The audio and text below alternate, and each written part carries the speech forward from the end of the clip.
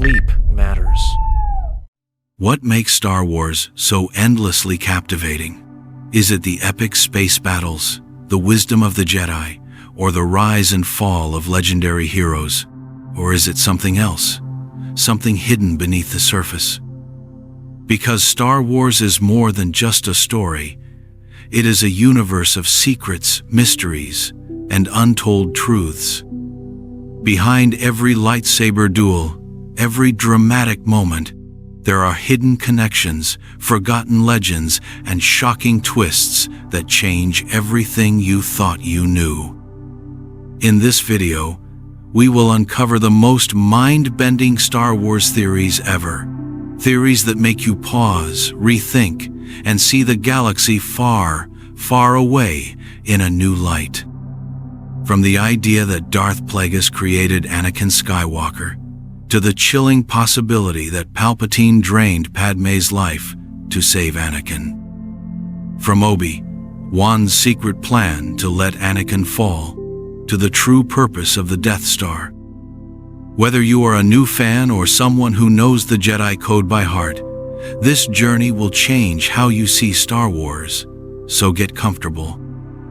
Let's begin with the first theory, the idea that Darth Plagueis created Anakin Skywalker. Darth Plagueis created Anakin Skywalker. In the final years of the Galactic Republic, a secret war raged within the shadows. It was a war not fought with fleets and armies, but with whispers and schemes. At the center of this hidden conflict stood a Sith Lord known as Darth Plagueis.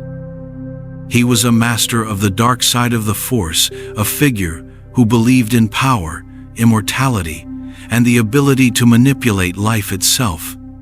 Plagueis was not just a Sith Lord. He was a scientist, an alchemist who saw the Force as a tool to bend reality to his will. His teachings were passed on to his apprentice, Darth Sidious, who would one day become Emperor Palpatine. Darth Plagueis sought a power beyond death. His obsession was immortality, but his ambitions went even further. He believed that through the dark side, he could create life itself. The idea was not just a theory, it was an experiment.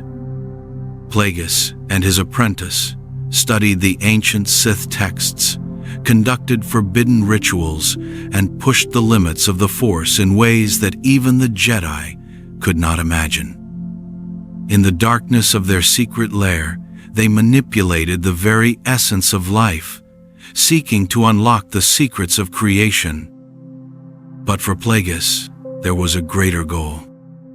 He believed that by creating life through the Force, he could craft a being of unparalleled potential, a chosen one who would bring balance to the Force but on his terms. This was not an act of faith or prophecy. It was a calculated plan, the legend of the Chosen One, a being destined to bring balance to the Force, was known to both the Jedi and the Sith. But where the Jedi saw it as a promise, the Sith saw it as an opportunity. According to Sith doctrine, only two Sith could exist at any time, a master and an apprentice. But Plagueis believed he could break this rule by creating a new kind of Sith, a being born of the Force, a creation of his will.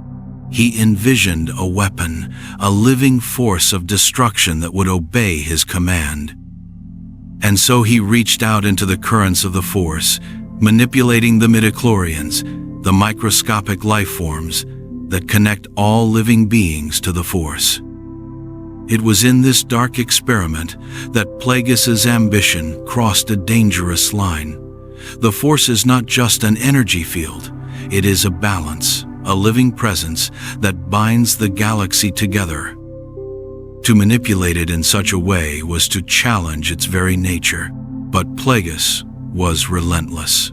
He believed that his mastery of the dark side made him superior to the natural order.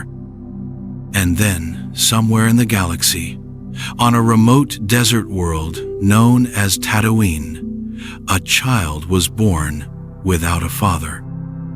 That child's name was Anakin Skywalker. His mother, Shmi Skywalker, described his birth as a miracle.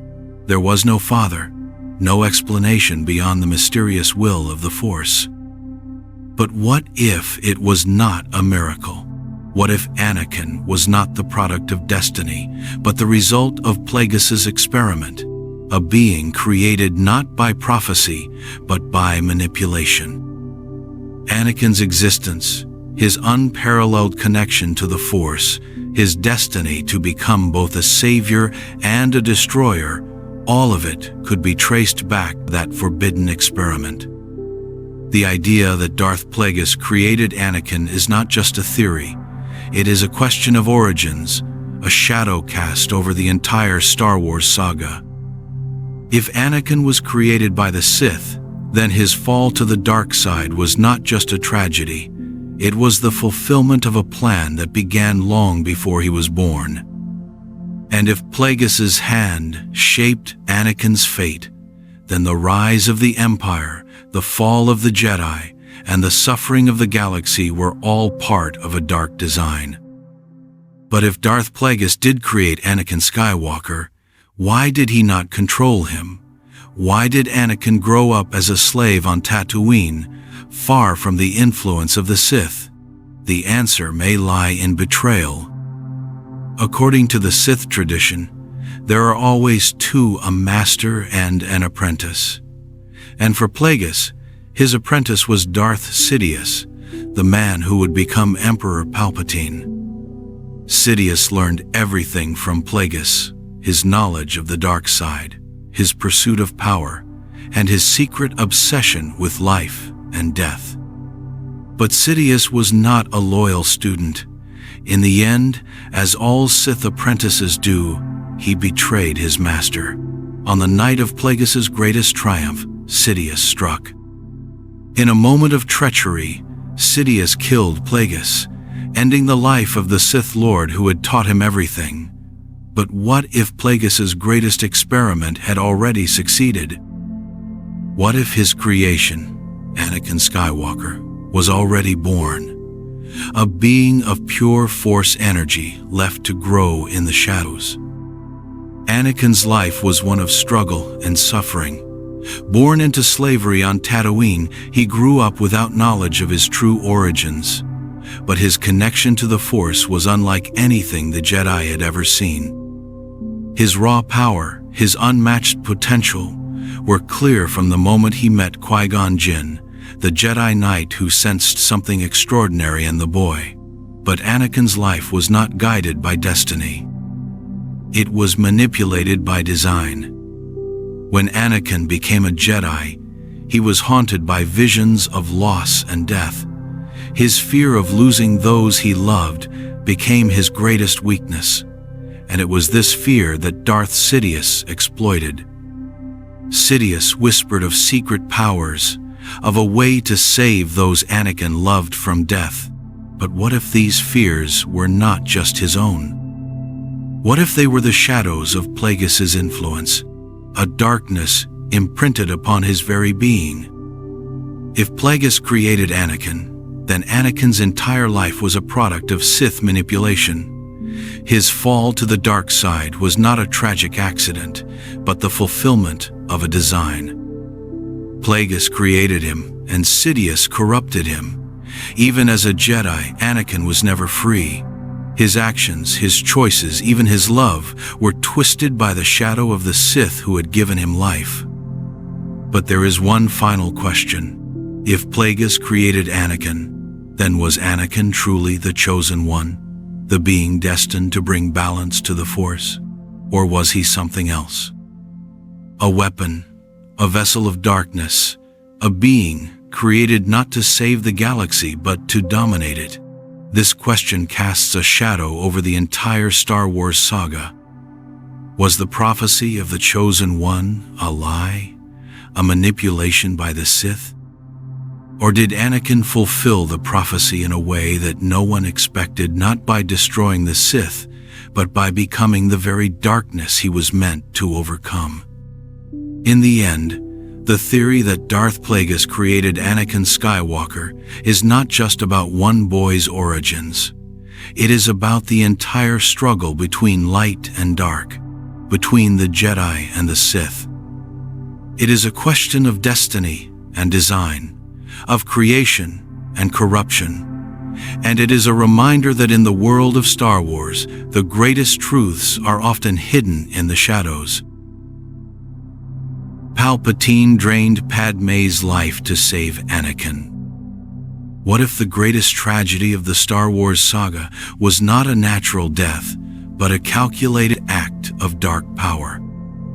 What if Padmé Amidala, beloved queen and senator, did not die of a broken heart, but of something far more sinister?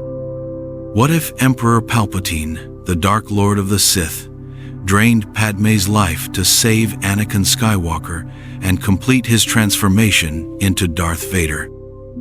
To understand this theory, we must go back to the final moments of the Galactic Republic. The Clone Wars were drawing to a violent and chaotic end. Anakin Skywalker, once the Republic's most heroic Jedi Knight, had been seduced by the dark side. Under the influence of Darth Sidious, Anakin became Darth Vader, helping to execute Order 66 and wipe out the Jedi Order. As chaos erupted, Anakin's wife, Padmé Amidala, rushed to find him, driven by fear and hope. The moment of transformation took place on the volcanic world of Mustafar. Anakin, consumed by power and betrayal, fought Obi-Wan Kenobi in a duel that left him gravely injured, burned, and broken. At the same time, on Coruscant, Palpatine sensed his apprentice's life slipping away. Rushing to Mustafar, he found Vader near death, his body charred, his limbs severed. Palpatine ordered the clone troopers to carry Vader onto a medical transport, determined to save his life. But how? Back on Coruscant, in the medical facility of Polis Massa, Padmé was also fighting for her life. Despite the medical droids' efforts, they reported that she had lost the will to live, even though she was physically healthy. This was a crucial moment. How could a young, strong, and resilient woman who had survived political intrigue and war suddenly lose the will to live just as her children were being born? The answer may lie in the simultaneous events unfolding across the galaxy. As Padmé struggled to survive childbirth, Anakin was being kept alive through Sith alchemy and medical intervention. Palpatine, aware that his apprentice was dying, may have used the dark side of the Force to transfer Padmé's life energy to Anakin. The concept of life transfer is not unheard of in the Star Wars universe. Sith teachings often focus on manipulating life and death, and Palpatine, as Darth Sidious, was a master of the dark arts. In the scene where Padmé dies, her final words are filled with sadness and despair. She still believes there is good in Anakin, yet despite being physically unharmed, her life slips away. In contrast, as Padmé breathes her last, Anakin's life signs stabilize on the medical ship. The scene intercuts between Padmé's death and Vader's rebirth, suggesting a dark, unspoken connection. It is as if the energy leaving Padmé is flowing into Vader, giving him the strength to survive his horrific injuries. This theory gains more credibility when considering Palpatine's knowledge and abilities. In Star Wars, Episode 3, Revenge of the Sith, Palpatine tells Anakin about the legend of Darth Plagueis the Wise, a Sith Lord who had the power to prevent death and create life. Palpatine hints that this knowledge was not lost and could be used to save Anakin's loved ones. But what if Palpatine used this dark power not to save Padmé, but to keep Vader alive. The symbolism in the movie supports this interpretation. As Vader's mask is sealed and he takes his first breath, Padmé's heart stops. The parallel between life and death, love and loss, is clear. Palpatine, always the manipulator, knew that Vader's transformation would not be complete if Padmé survived. Her death ensured that Anakin's fall was absolute, severing his final connection to his old life and sealing his fate as a Sith. There is also the practical perspective of Palpatine's plan. He needed a completely loyal apprentice, one with no attachments, no weaknesses. Padmé's survival would have left a shred of hope in Vader's heart, a potential risk of redemption. By draining her life, Palpatine not only saved his apprentice, but destroyed the last link to Anakin Skywalker's humanity. This idea is not just speculative. The dark side of the Force is described as unnatural, capable of manipulating life and death. Palpatine's mastery of the Sith arts made him capable of bending these forces to his will. The simultaneous timing of Padmé's death and Vader's survival is more than a coincidence. It reflects Palpatine's ultimate act of control, taking life to give life. If this theory is true, then Padmé did not simply die of sadness. She was a victim of Sith manipulation, her life force drained to sustain Darth Vader. It would mean that Palpatine's evil reached even further than originally believed. Not only did he corrupt Anakin and destroy the Jedi Order, but he also took the life of the one person Anakin loved the most. This theory casts Palpatine not just as a political mastermind, but as a dark sorcerer who manipulated life itself to secure his power. If true, it changes how we understand the fall of Anakin Skywalker and the rise of Darth Vader, revealing a darker, more calculated side to the Sith's ultimate plan.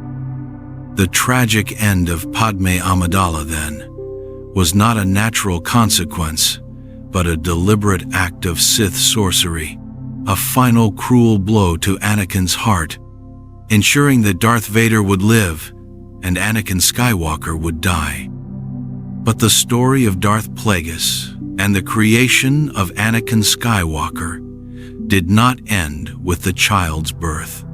In fact, it was only the beginning. As Anakin grew, his connection to the Force became clear. He was not just strong with the Force, he was something beyond that. The Jedi saw him as the chosen one, the one who would bring balance to the Force, but they did not understand his true origin.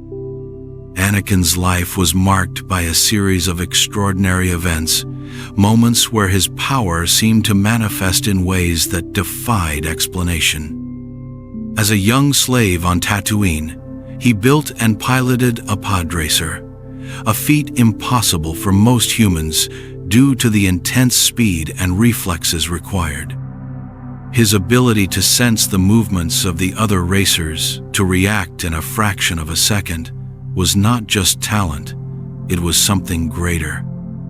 When Qui-Gon Jinn, a Jedi Master with a deep understanding of the living Force, met Anakin, he immediately sensed something unusual. Qui-Gon believed that Anakin was the prophesied chosen one, but he did not know of Plagueis' dark experiments. Qui-Gon brought Anakin to the Jedi Council, confident that the boy's destiny was to become a Jedi. But the Council was conflicted. They sensed great power in Anakin, but they also sensed danger. Over the years, Anakin's powers continued to grow. He became a skilled Jedi Knight and a hero of the Clone Wars, but his connection to the dark side also grew. He was impulsive, emotional, and filled with a fear of loss. These were not just personality traits, they were the echoes of his unnatural creation. The darkness of the Sith that had shaped his birth seemed to call to him, pushing him toward a path of destruction. Palpatine, who had risen from a Sith apprentice to the Supreme Chancellor of the Galactic Republic, recognized Anakin's potential. He had always known that Anakin was special, but he did not tell the young Jedi the full truth. As Anakin became closer to Palpatine, the Sith Lord used his influence to shape Anakin's thoughts, playing on his fears and desires. The question of Anakin's true origin remained a shadow over his life. He believed that he was destined for greatness, but he did not understand the darkness that had always followed him. Even as a Jedi, he struggled with anger, fear, and a desire for power. These were not just flaws. They were the seeds of the dark side, planted by the very force that had created him. In Star Wars, Episode 3, Revenge of the Sith, Palpatine tells Anakin the story of Darth Plagueis the Wise, a Sith Lord who could manipulate the Force to create life. Palpatine described Plagueis as a figure who sought to conquer death, but he did not reveal that Plagueis's experiments may have led to Anakin's creation. Anakin was fascinated, but he did not realize that he was hearing the story of his own dark origin. If Anakin was truly created by Plagueis, then his fall to the dark side was not just a tragic choice, it was the fulfillment of a dark destiny. A destiny shaped by the Sith, a plan that had begun long before Anakin was born. Palpatine's manipulation of Anakin, his seduction to the dark side, was not just an opportunistic move. It was part of a design that stretched back to Plagueis's secret experiments. Anakin's fate was always shadowed by darkness. His love for Padmé, his fear of losing her, his ambition to protect those he loved, all of these were twisted by Palpatine's influence. But if Anakin's very existence was the result of a Sith experiment, then his struggle between light and darkness was not just a personal battle. It was the direct result of Plagueis's dark manipulation of the Force. The Jedi believed that Anakin was the chosen one, a savior who would bring balance to the Force. But what if he was always destined to bring chaos? What if his path was never his own, but a shadow cast by a Sith who sought to create life and bend it to his will? If this is true, then Anakin's fall was not just a tragedy, it was a dark prophecy fulfilled. Obi-Wan let Anakin become Darth Vader on purpose.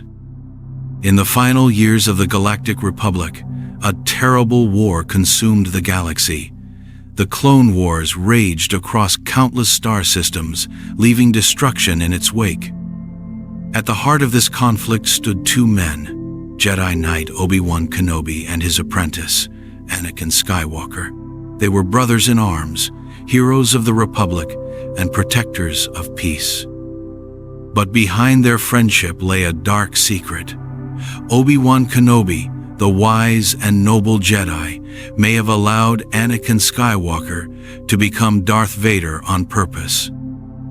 To understand this, we must look at the events leading to Anakin's fall. Anakin Skywalker was a Jedi Knight, a hero of the Clone Wars, and a man with an extraordinary connection to the Force. But he was also a young man haunted by fear. Fear of loss, fear of failure. He had lost his mother, Shmi Skywalker, in a brutal attack by Tusken Raiders on Tatooine.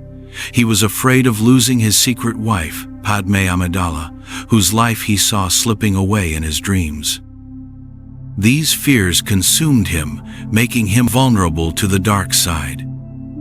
Throughout the Clone Wars, Obi-Wan Kenobi witnessed Anakin's struggles. He saw the young Jedi's growing anger, his reckless behavior, his willingness to use the Force in dangerous ways. He knew that Anakin was walking a dangerous path, but what did Obi-Wan do? He did nothing. He remained silent, He chose to trust that Anakin would find his way. But why? Was it truly trust, or was it a calculated decision? When the Jedi Council assigned Anakin to observe Chancellor Palpatine, Obi-Wan supported the decision. He knew that Anakin had a close relationship with Palpatine, a bond that was becoming dangerous. But instead of warning Anakin about the Chancellor's influence, Obi-Wan kept his concerns hidden. He allowed Anakin to be exposed to Palpatine's manipulation. But it did not stop there. During the Clone Wars, Obi-Wan and Anakin were sent on countless missions together. They fought side by side, their bond as strong as ever. But Obi-Wan also saw the darkness growing within Anakin. He saw his friend struggle with anger, pride, and a hunger for power. And yet, Obi-Wan chose not to confront him directly. He did not try to guide Anakin away from the darkness. The critical moment came on Mustafar, the volcanic world where Anakin Skywalker and Obi-Wan Kenobi faced each other in a final, brutal duel. Anakin, now consumed by the dark side and known as Darth Vader, was determined to destroy his former master, but Obi-Wan did not hesitate. He fought Anakin with all his skill, and in the end, he defeated him. As Anakin lay burning on the edge of the lava river, Obi-Wan made a choice. He walked away. He did not try to save Anakin. He did not offer redemption. He left his former apprentice to die. But why? Was it because he believed Anakin was beyond saving? Or was it because Obi-Wan knew that Anakin's fate was necessary? In his training with Master Qui-Gon Jinn, Obi-Wan learned that balance in the Force was essential. The Jedi believed that a chosen one would bring balance to the Force, but they never truly understood what that meant.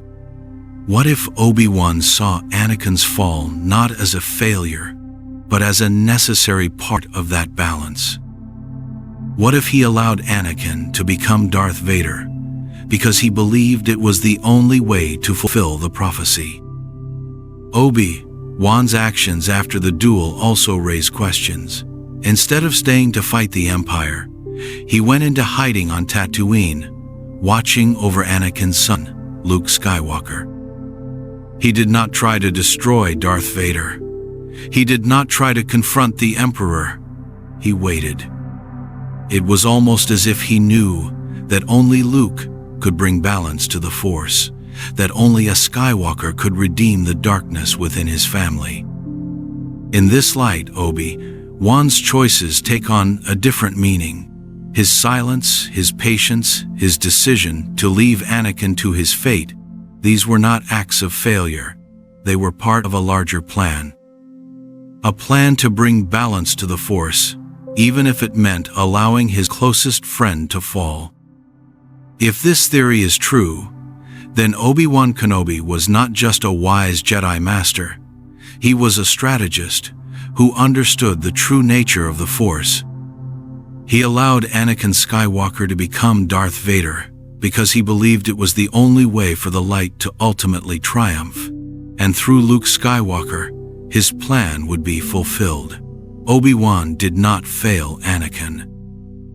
He guided him, even through darkness, toward a destiny that would one day save the galaxy. Qui-Gon's ghost revealed the dark truth of the Force. In the final years of the Galactic Republic, the Jedi Order believed they understood the Force. To them, it was a source of peace, wisdom, and balance. But what if they were wrong? What if the Jedi's understanding of the Force was incomplete? What if one of their most respected masters, even after death, discovered a dark and hidden truth about the Force that would change everything? This revelation begins with Qui-Gon Jinn, a Jedi Master known for his deep connection to the living Force. Unlike most of his fellow Jedi, Qui-Gon believed in following the will of the Force, rather than strict adherence to the Jedi code. He trusted his instincts, valued life in all its forms, and saw beyond the rigid doctrines of the Order. It was this understanding of the living Force that allowed him to become the first Jedi to achieve a form of immortality. During his life, Qui-Gon was a maverick. He was a Jedi Knight who questioned the Council's decisions and believed in ancient knowledge that others dismissed. When he discovered young Anakin Skywalker on Tatooine, Qui-Gon was convinced that the boy was the chosen one, a being destined to bring balance to the Force. But the Council was skeptical. They saw Anakin's potential, but they also sensed danger. Qui-Gon, however, was determined. He brought Anakin before the Council, pleading for his training. His belief in the boy's destiny never wavered, even when he fell to Darth Maul's blade on Naboo. But Qui-Gon's story did not end with his death. In the afterlife, through his deep understanding of the Force, Qui-Gon discovered a path that no other Jedi had fully achieved: the ability to retain his consciousness after death. This was not just a return as a ghost, it was a form of eternal awareness, a state of being that connected him directly to the Force itself. Through this knowledge, Qui-Gon learned truths that even the Jedi did not know. Years later, during the Clone Wars, Qui-Gon's voice reached out to his former apprentice, Obi-Wan Kenobi. This was not a mere vision. It was the voice of Qui-Gon, speaking from beyond death, revealing to Obi-Wan the secrets of the Force. He guided Obi-Wan and later Yoda, teaching them the ancient knowledge of becoming one with the Force. But this knowledge came with a price, for Qui-Gon had also discovered a darker truth.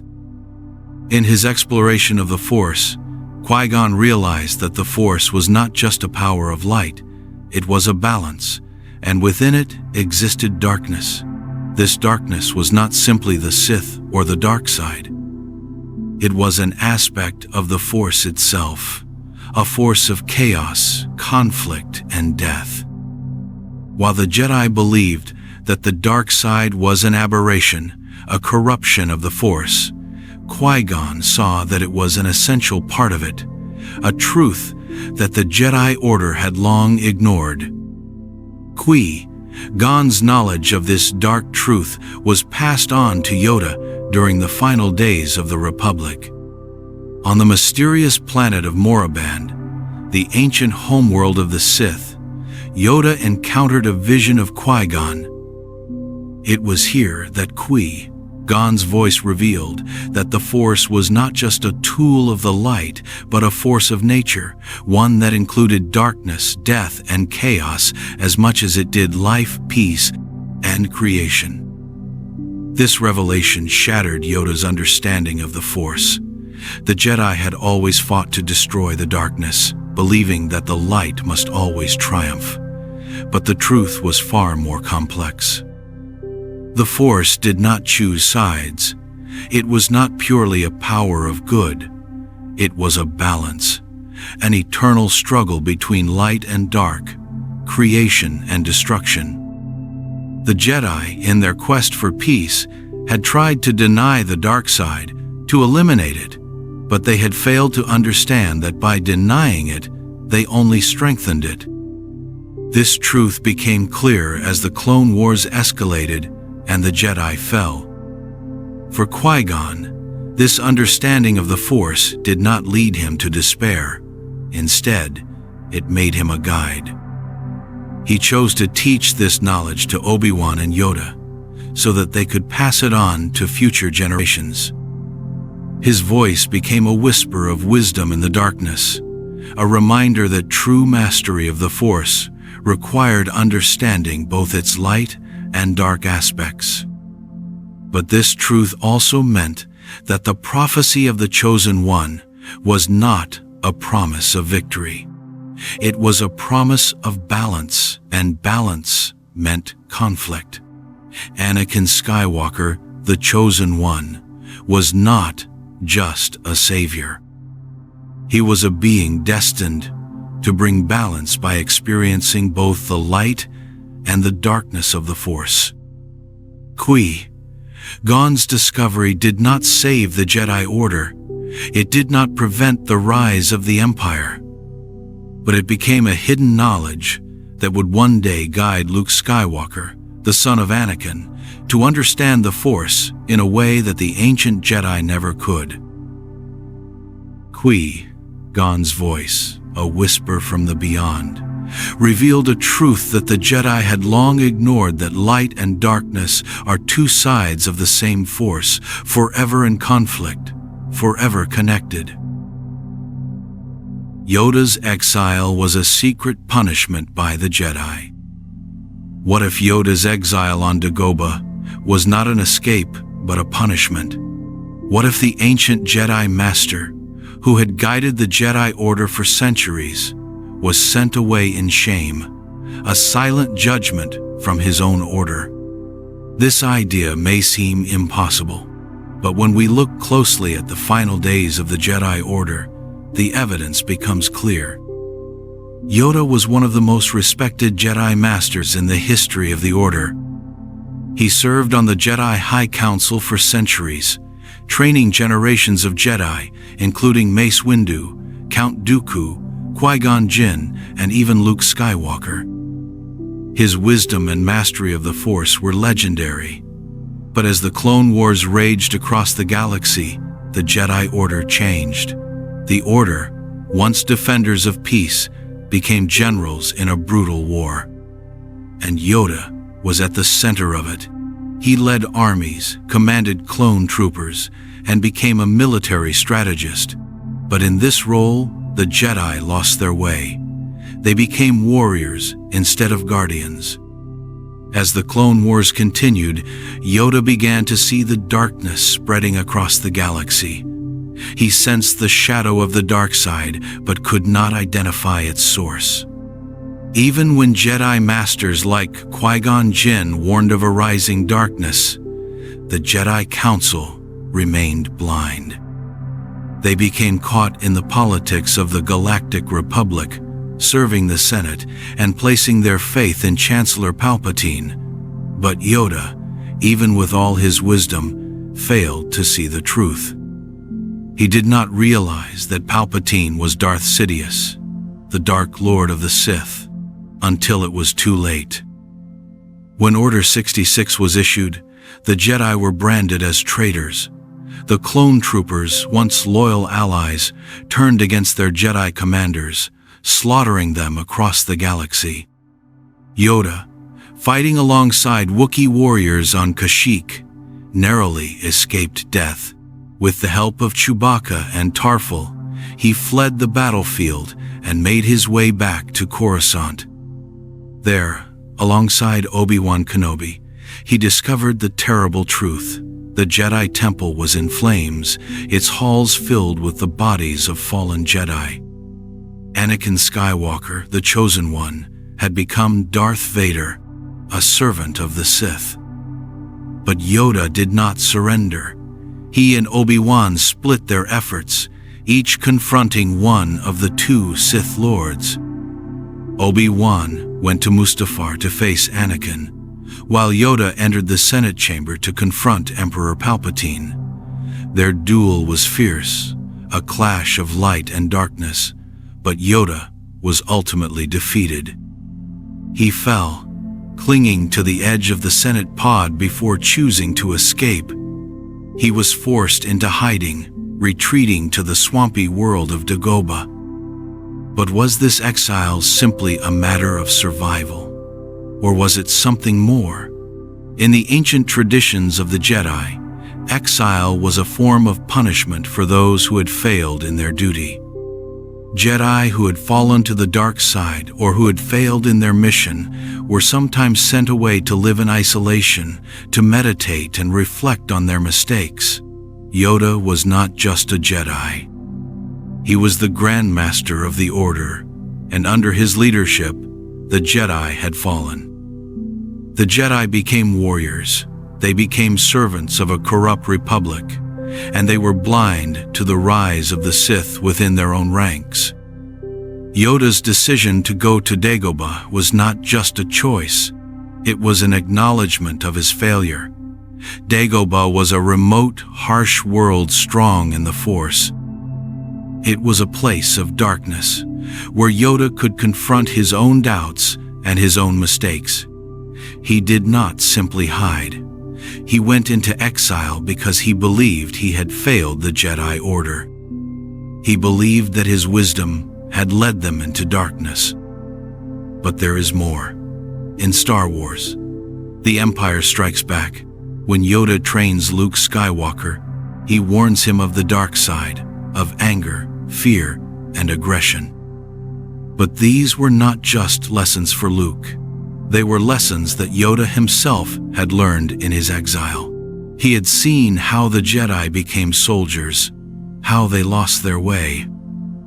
He had seen how their arrogance blinded them to the threat of the Sith.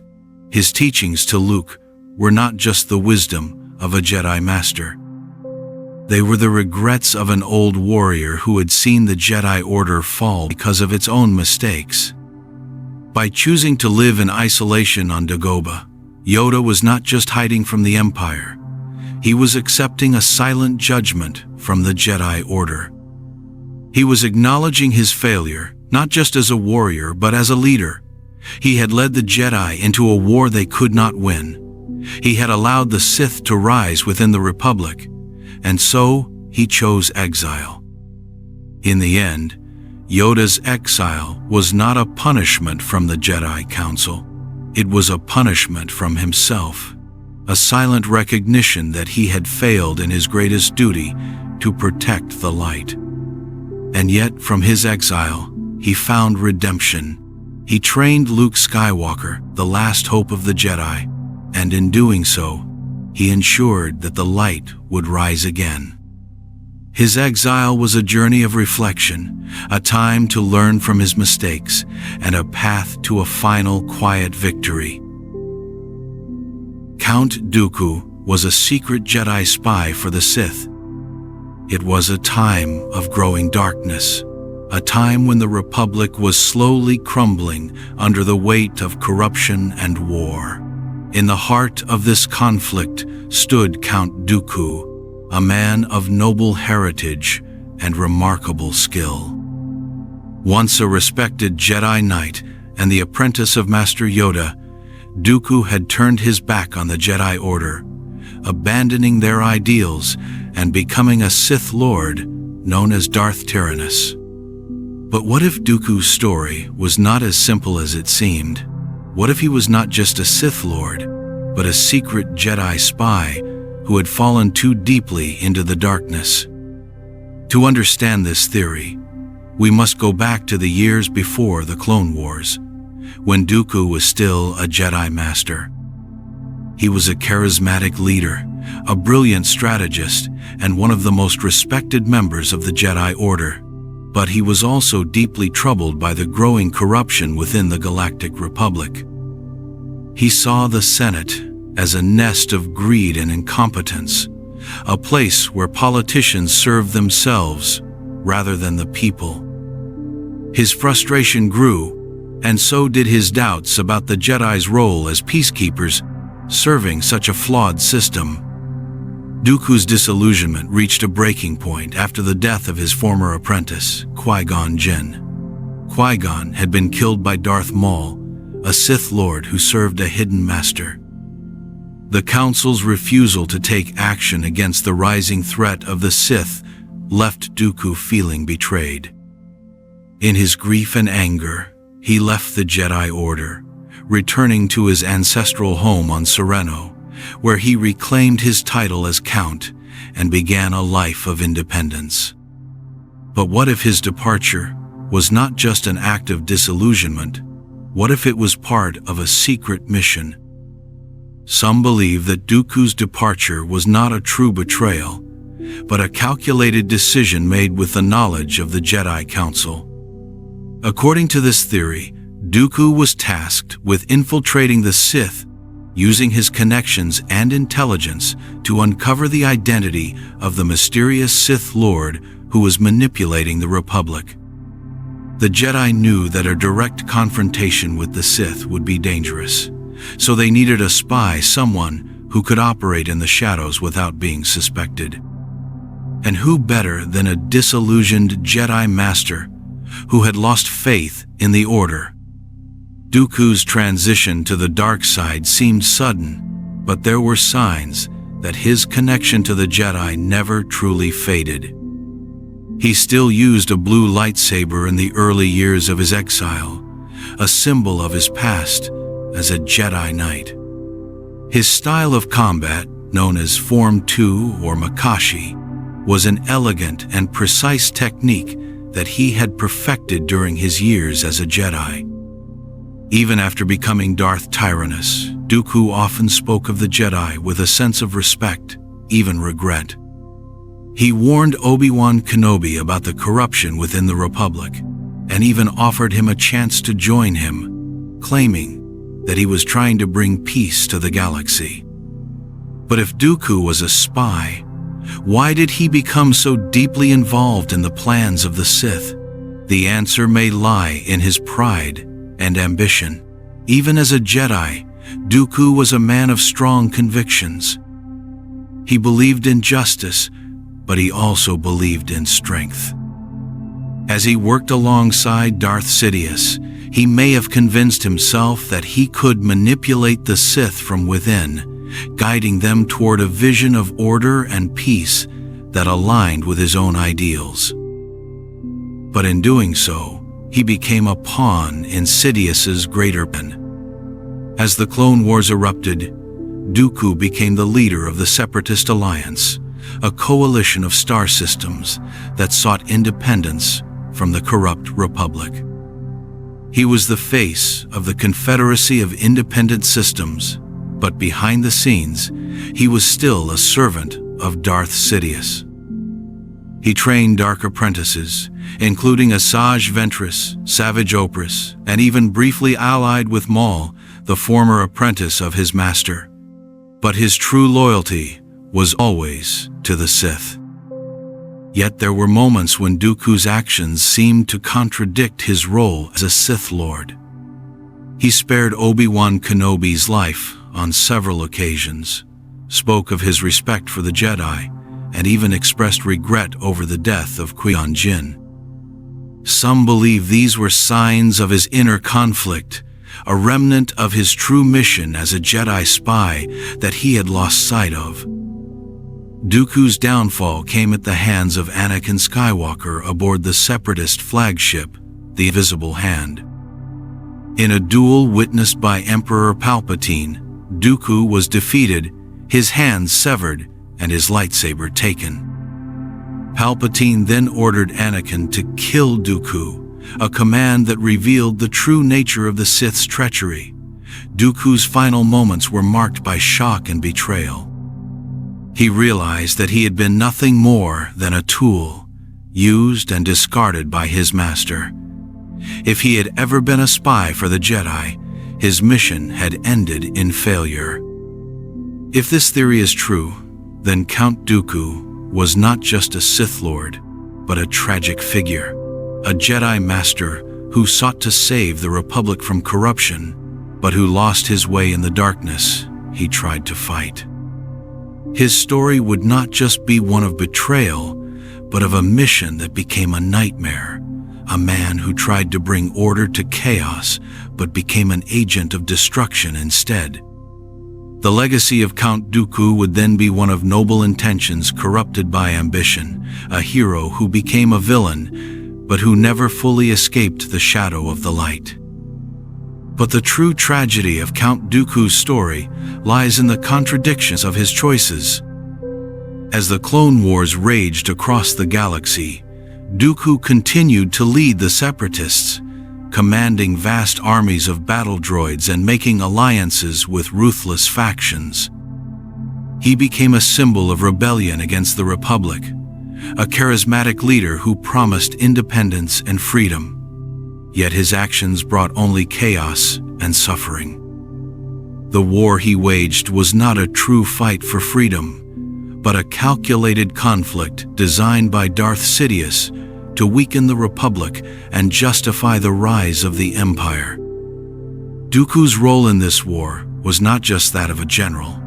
He was also the master of Sith apprentices, following the dark tradition of the Sith. His first apprentice was Asajj Ventress, a Dathomirian Nightsister who became a deadly assassin and enforcer for the Separatists. Ventress was powerful, skilled, and fiercely loyal to Dooku until Sidious ordered her death, fearing that she had become too strong. Dooku obeyed his master's command, betraying Ventress without hesitation. But this betrayal would have consequences. Ventress survived and returned with a thirst for vengeance, becoming a symbol of the darkness that Dooku had embraced. Yet Ventress was not his only student. When she returned with the warrior Savage Opress, Dooku saw an opportunity to mold a new weapon. But Savage was unpredictable, and the darkness within him could not be controlled. When he allied with Maul, the former Sith Lord who had once served Sidious, Dooku found himself facing enemies who understood the ways of the Sith better than his own apprentices. His attempts to maintain control over the dark side began to crumble. Throughout the war, Dooku's actions were marked by manipulation and deception. He negotiated with planetary leaders, promising them independence while secretly using them as pawns in Sidious's plan. He arranged the creation of the clone army, working with the bounty hunter Jango Fett to create an army that would serve the Republic, but would ultimately become a tool of the Sith. The war itself, with its endless battles and destruction, was a grand illusion, a game of shadows played between Sidious and Dooku, with the galaxy as their chessboard. But even as he waged this war, Dooku never truly abandoned his old beliefs. He continued to speak of peace and justice, claiming that the Republic was corrupt and that he sought to bring order. He warned Obi-Wan Kenobi of Sidious's influence within the Senate, revealing the existence of a Sith Lord who controlled the Republic. But Obi-Wan did not believe him. To the Jedi, Dooku was a traitor, a fallen Jedi who had become an agent of darkness. Yet there were moments when Dooku's words seemed to carry a hint of regret. In his final confrontation with Anakin Skywalker and Obi-Wan aboard the Separatist flagship Invisible Hand, Dooku faced two of the greatest Jedi of the era. He fought with skill and confidence, but he was ultimately overpowered. Anakin, driven by anger and the influence of Palpatine, severed Dooku's hands and held him helpless before the Sith Lord. Palpatine, who had been Dooku's master, ordered Anakin to kill him. In that final moment, Dooku's expression was one of shock and betrayal. He had believed that he was a partner in Sidious's grand plan, but he realized too late that he was nothing more than a pawn. Palpatine had always intended to replace him with Anakin, the younger and more powerful apprentice. Dooku's ambition, his dream of creating a new order, had been used against him. His life ended with a flash of red, his head severed by the blade of the Chosen One. If Count Dooku was truly a Jedi spy who had fallen too deeply into the darkness, then his death was the tragic conclusion of a mission that had been corrupted by ambition. He may have begun as a man seeking to save the galaxy from corruption, but in his quest for power, he became the very darkness he once opposed. His legacy became one of betrayal, manipulation, and destruction. But even in death, his story remained a warning, a reminder that even the noblest intentions can be twisted by the shadow of the dark side. Dooku's fall was not just the fall of a Jedi who became a Sith. It was the fall of a man who lost himself in his own desire for control, a man who believed he could shape the galaxy, but who became a tool of the very darkness he sought to overcome. Mace Windu survived and became a shadow warrior. Could a Jedi Master fall from the highest tower of Coruscant, be struck by Sith lightning, lose his hand and still survive? This is the question that has haunted Star Wars fans for years. Because the story of Mace Windu did not necessarily end in that dramatic battle against Emperor Palpatine. What if Mace Windu survived and became something else? Not a hero, but a shadow warrior, a forgotten guardian in the darkness of the galaxy. Mace Windu was a legendary Jedi Master. He served on the Jedi High Council, wielded a unique purple lightsaber, and was known for his mastery of Vapad, a lightsaber form that allowed him to channel his inner darkness without falling to it. His leadership and wisdom made him one of the most respected Jedi in the Order. But in the final days of the Galactic Republic, everything changed. The Clone Wars tore the galaxy apart, and darkness spread across the stars. Mace Windu sensed that Chancellor Palpatine was hiding something, that the darkness surrounding the Republic had a source. In the final hours of the Republic, Windu led a group of Jedi Masters to confront Palpatine, now revealed as Darth Sidious, the Dark Lord of the Sith, but the confrontation did not go as planned. Palpatine struck with terrifying speed, cutting down the Jedi Masters in moments. Only Windu remained, his purple lightsaber clashing against Palpatine's red blade. The duel was fierce, and for a moment, Windu gained the upper hand. He disarmed Palpatine, who begged for mercy. But at that critical moment, Anakin Skywalker intervened. The young Jedi, corrupted by fear and desperation, struck Windu's hand, severing it. In that instant, Palpatine unleashed a storm of Force lightning, hurling Windu out of the shattered window of the Chancellor's office. Windu fell from the towering heights of Coruscant, his body lost in the darkness. But did he die, or did he survive?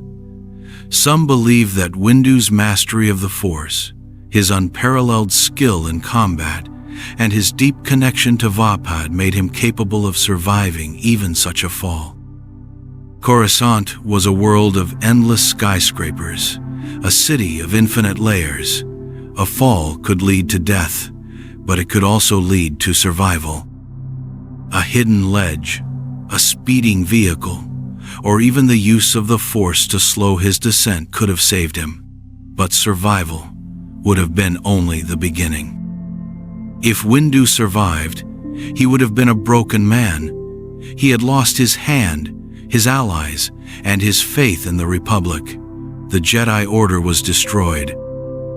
His failure to stop Palpatine had allowed the rise of the Empire.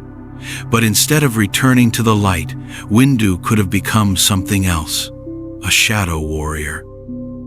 A Jedi who fought in the darkness, using his skills to strike against the Empire from the shadows. A rogue force disconnected from the Order, but not consumed by the dark side. Coruscant's lower levels were a maze of corruption, crime, and darkness. If Windu had fallen into this world, he could have used his skills to survive, hiding his identity, masking his Force presence, and becoming a silent guardian. A Jedi without a council, a warrior without an army. He would have been a ghost, a figure who struck against the Empire in secret, a reminder of the light that still survived. His purple lightsaber, a symbol of his mastery of Vapad, may have been lost.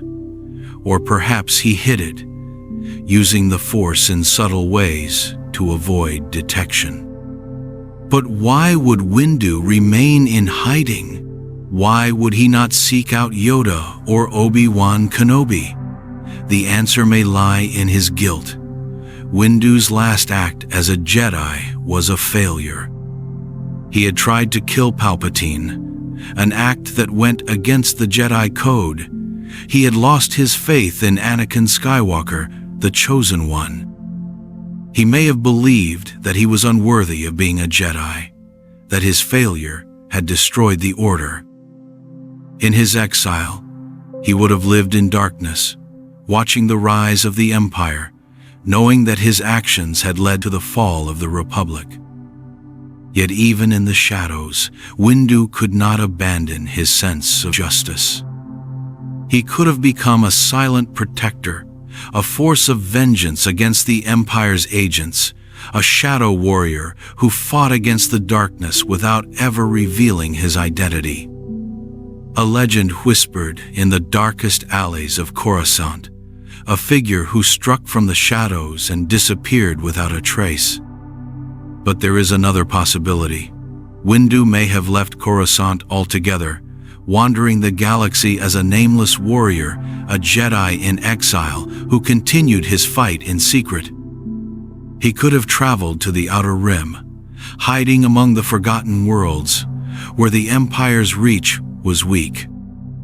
Or he may have sought out other survivors, Jedi who escaped Order 66, guiding them, protecting them, and teaching them in secret. His knowledge of the dark side, his mastery of Vapad, would have made him a dangerous enemy of the Sith, but it would have also made him a powerful ally for those who sought to resist the Empire. In this theory, Mace Windu did not die. He transformed. He became something more than a Jedi, but something less than a Sith. A shadow warrior, a forgotten legend who fought against the darkness from the shadows. His name lost, his past forgotten, but his fight continuing in secret. And if this is true, then the story of Mace Windu is not a tale of failure. It is a story of survival, of resilience, and of a Jedi who refused to surrender, even when all hope was lost. The Sith Temple lies beneath the Jedi Temple. In the heart of Coruscant, the capital of the Galactic Republic, stood the Jedi Temple, a towering symbol of light, peace, and wisdom. For thousands of years, the Jedi Order trained its knights here, teaching the ways of the Force to young initiates, guiding them on the path of peace and justice. The temple was a place of meditation, learning, and reflection, but beneath its grand halls and sacred chambers, there was a dark secret hidden from the galaxy. Deep beneath the Jedi Temple lay an ancient Sith temple, a place of darkness, corruption, and forbidden power. The origins of this hidden Sith temple can be traced back to the earliest days of the Galactic Republic, a time when the Sith were not just a hidden order but a great empire that challenged the Jedi and the Republic itself. Coruscant, as the galactic capital, became a battleground for control, with the Jedi fighting to maintain order and the Sith seeking to spread chaos. During this ancient conflict, the Sith constructed a temple of their own on Coruscant, a dark sanctuary where they conducted forbidden rituals, studied the secrets of the dark side, and drew power from the dark energy that flowed beneath the planet's surface. But the Sith were eventually defeated. Their empire crumbled, their armies scattered, and their teachings were driven into hiding. As the Jedi reclaimed Coruscant, they chose to build their own temple directly above the ruins of the Sith temple. This decision was not a mere coincidence. The Jedi believed that by constructing their temple above this site of darkness, they could suppress the lingering power of the Sith, using the light to contain the dark. But in doing so, they made a grave mistake. Instead of destroying the darkness, they buried it, allowing it to fester and grow in secret. For generations, the Jedi Temple stood as a beacon of peace, but the darkness below remained. It seeped into the foundations, an invisible shadow that the Jedi could not escape. The presence of the Sith temple was unknown to most of the Jedi Order, but those who were sensitive to the Force could sometimes feel an unsettling energy, a faint whisper of darkness that they could not explain. It was not just a physical structure, but a wound in the Force itself, a place where the light and the dark were in constant conflict.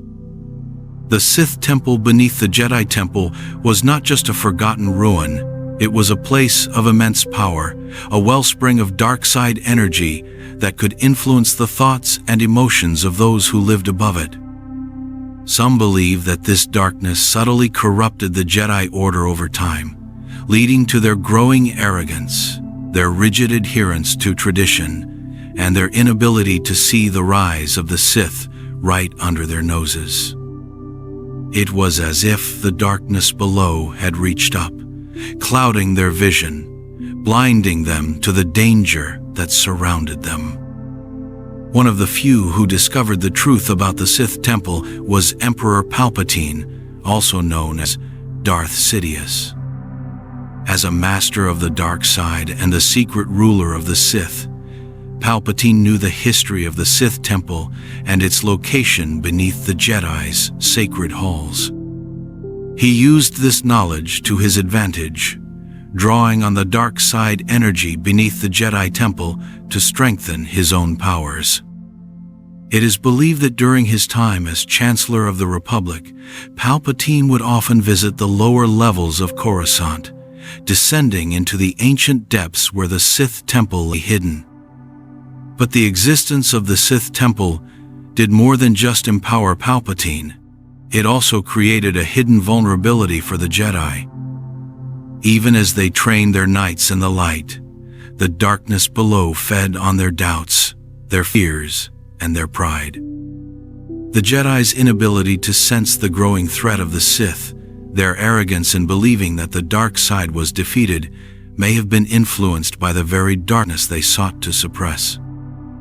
The Sith temple was a constant reminder of their greatest enemy, hidden beneath their feet.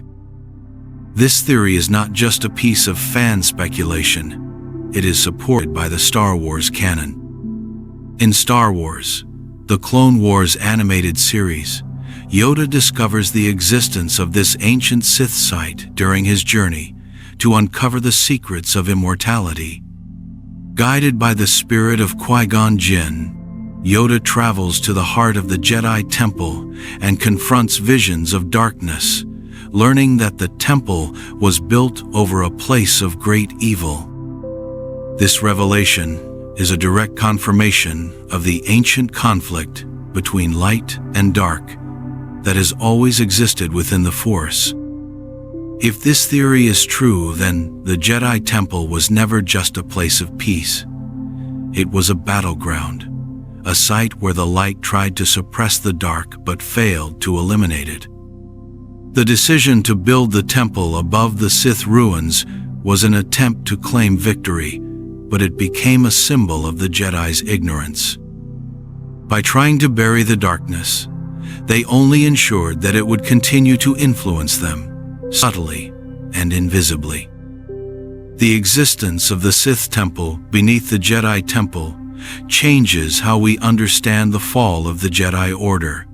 It suggests that the darkness that consumed them was not just external, but internal. It was not just the rise of Palpatine and the betrayal of Anakin Skywalker that destroyed the Jedi.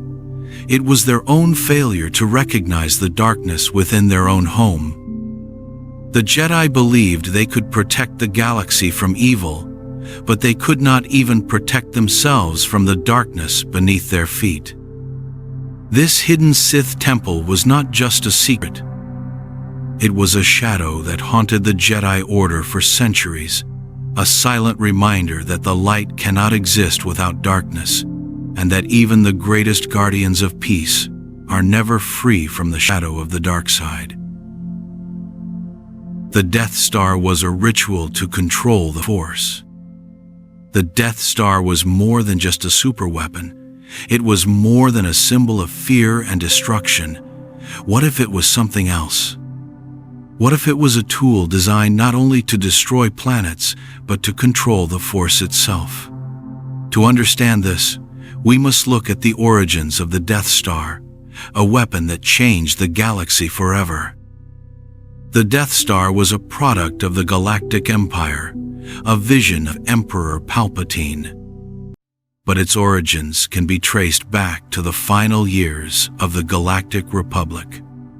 During the Clone Wars, a secret project began under the leadership of the Separatists, led by Count Dooku, also known as Darth Tyrannus, the apprentice of Darth Sidious. The design of the Death Star was first seen in the hands of the Geonosians, an insect-like species known for their engineering skills. Geonosis was where the first Death Star plans were created, a design that was later seized by the Republic but ultimately fell into the hands of the Empire. The Death Star was not just a weapon, it was a technological marvel, a space station the size of a small moon, capable of destroying entire planets with a single shot. Its primary weapon was a super laser powered by massive kyber crystals, rare and powerful crystals that were naturally connected to the Force. These kyber crystals were the same type of crystals used by the Jedi to power their lightsabers. But on the Death Star, they were twisted, corrupted, and used for destruction. But why kyber crystals? Why did the Empire go to such great lengths to gather and manipulate these crystals? The answer lies in the Force. Kyber crystals are naturally attuned to the Force. They are living crystals, capable of responding to the will of a Force-sensitive being. The Jedi saw them as sacred, a symbol of their connection to the light side. But the Sith saw them as a source of power, a tool that could be corrupted and weaponized. By using these crystals to power the Death Star's superlaser, the Empire was not just creating a weapon. They were creating a machine that harnessed and corrupted the Force itself. Emperor Palpatine, also known as Darth Sidious, understood the power of the Force better than anyone. He knew that the Force was not just an energy field. It was a living presence, a balance between light and dark. But he did not seek balance. He sought control, and the Death Star was the ultimate symbol of that control. It was a machine that used the Force as a weapon, a device that transformed the light of the kyber crystals into a destructive beam capable of wiping out entire worlds. But the Death Star's connection to the Force went even deeper. According to ancient Sith legends, the destruction of life could strengthen the dark side of the Force. The loss of billions of lives could create a wound in the Force, a scar that could be felt across the galaxy. By using the Death Star to destroy planets, Palpatine was not just instilling fear in the galaxy. He was feeding the dark side. He was creating a machine that not only killed but corrupted the very fabric of the Force. The destruction of Alderaan, one of the core worlds of the Republic, was not just an act of political terror. It was a ritual of darkness. Billions of lives were extinguished in an instant, their voices silenced, their presence in the Force erased. The shockwave of their destruction was felt by those sensitive to the Force, like Obi-Wan Kenobi, who sensed the death of an entire world. But Palpatine felt something else. He felt power. He felt the dark side grow stronger, fueled by the suffering and fear of those who died. But why would Palpatine need such a ritual?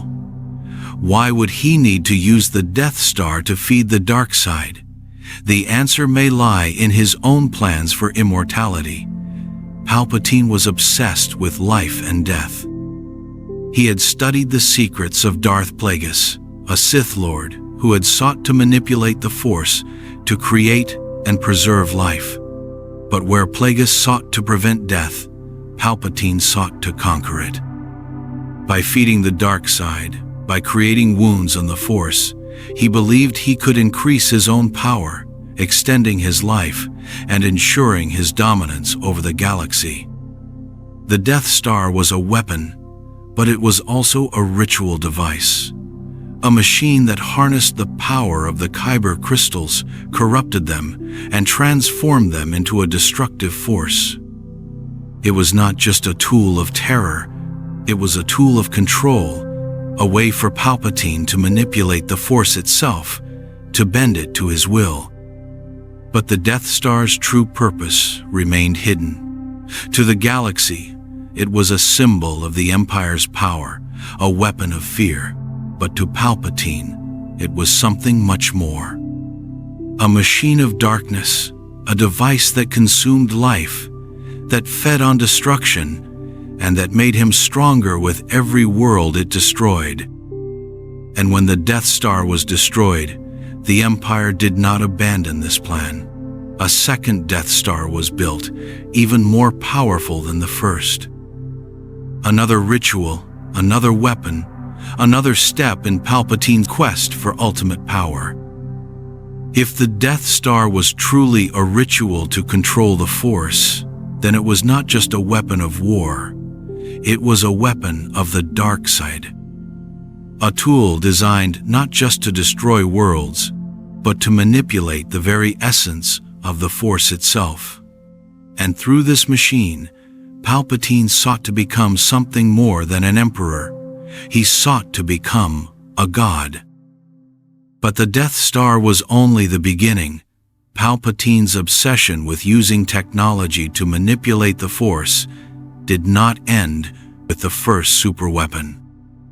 When the rebellion destroyed the first Death Star at the Battle of Yavin, the Empire did not abandon its dark vision.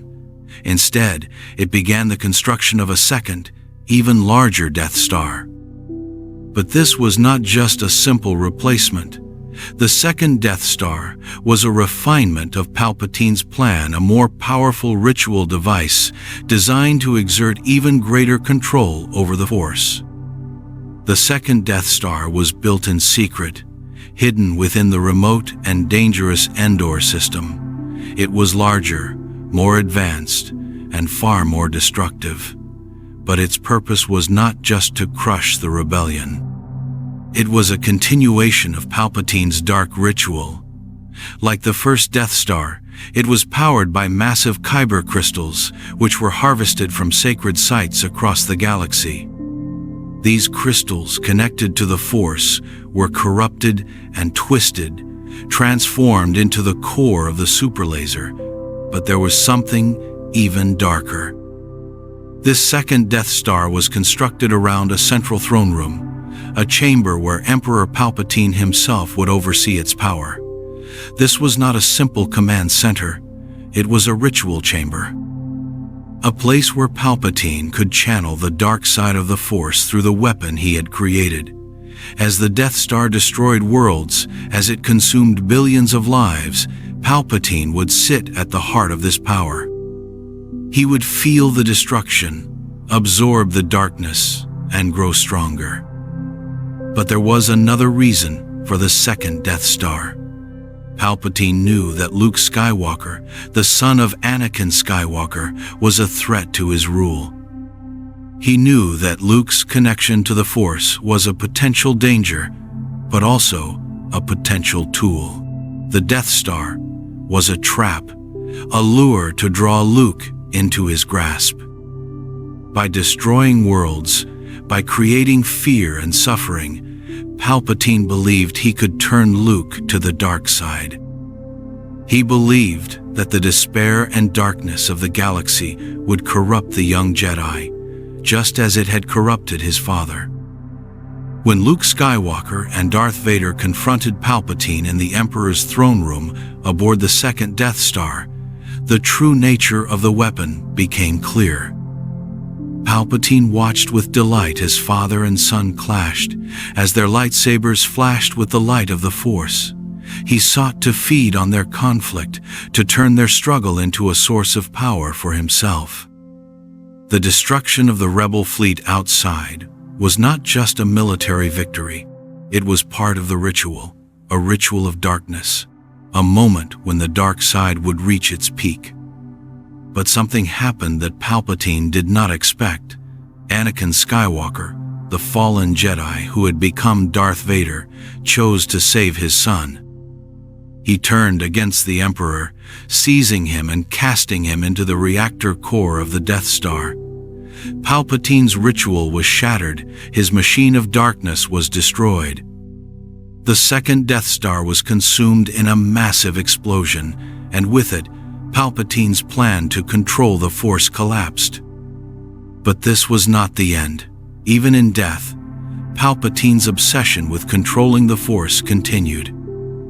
In the years that followed, the remains of the Empire became the First Order, and in the shadows of the unknown regions, Palpatine's followers began a new project, the creation of Exile. A secret world where Palpatine would continue his dark experiments with the Force. Exile became a fortress of Sith power, a place where Palpatine's twisted vision would be reborn.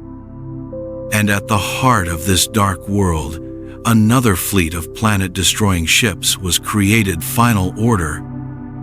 But the question remains, why did Palpatine continue to build superweapons? Why did he seek to destroy worlds, to create suffering on a massive scale? Because for him, the destruction of life was not just a show of power. It was a way to feed on the dark side. Each world destroyed, each life lost, was a wound in the Force. A wound that made the dark side stronger. A wound that Palpatine could use to sustain himself, to cheat death, and to become something more than Sith Lord. If the Death Star was truly a ritual to control the Force, then its destruction was not just the end of a superweapon, it was the end of a dark ritual that had threatened to corrupt the Force itself. And Palpatine's defeat was not just a military victory, it was the destruction of a dark vision, a vision that sought to turn the Force into a tool of absolute control. But even in defeat, the shadow of the Death Star remained. The memory of worlds destroyed, of billions of lives lost, continued to haunt the galaxy. It was a reminder of the darkness that once threatened to consume the Force, and it was a reminder that even the greatest weapon of darkness could be destroyed by the light. But the legacy of the Death Star did not end with its destruction. In the years that followed, the shattered galaxy struggled to recover from the horrors it had witnessed. The scars of Alderaan's destruction, the fear that gripped entire star systems, and the darkness that had consumed the Republic were not easily forgotten. The Rebel Alliance became the New Republic, but even in victory, the shadow of the Death Star lingered. The New Republic sought to erase the memory of the Death Star, to rebuild a galaxy without fear, but the technology, the knowledge, and the vision of the superweapon were never truly destroyed. The Imperial remnants scattered across the galaxy clung to the dark teachings of Emperor Palpatine. They saw the Death Star not just as a weapon, but as a symbol of power. And in the shadows, they began to rebuild. While the galaxy celebrated its freedom, the Empire's loyalists fled to the unknown regions. Here, in the darkness beyond the known galaxy, they discovered Exile, a hidden world of the Sith. It was here that Palpatine's followers began a new project. The Sith Eternal, a cult devoted to the dark side, built a secret fleet. A fleet of star destroyers, each armed with planet-destroying weapons. The Final Order, a new incarnation of the Death Star's dark legacy. But why did Palpatine's followers continue to build weapons of mass destruction? Why did they continue the vision of the Death Star? Because for them, it was not just a strategy, it was a philosophy. The belief that fear could control the galaxy, that the destruction of worlds could bring power, and that the dark side of the Force could be strengthened through suffering and death. The Sith Eternal saw the destruction of life as a path to power, a way to feed the dark side and ensure the dominance of the Sith. But the New Republic did not see the shadow growing in the unknown regions. They believed that with the destruction of the Death Stars, the threat of the Empire was over. They disbanded their military, choosing peace over vigilance. But in the darkness, the followers of the Sith were preparing for a return. And at the heart of their vision was the same dark principle that the destruction of life could be used to manipulate the Force. When the First Order rose from the ashes of the Empire, it did so with the same vision of fear and destruction. Starkiller Base, a new superweapon, was a continuation of the Death Star's legacy. But this weapon was even more destructive. It could destroy entire star systems, consuming the power of stars themselves. And like the Death Star, it was more than a weapon. It was a device that twisted the Force, drawing on the energy of dying stars and channeling it into a beam of destruction. The principles of the Death Star had evolved, but the darkness remained the same.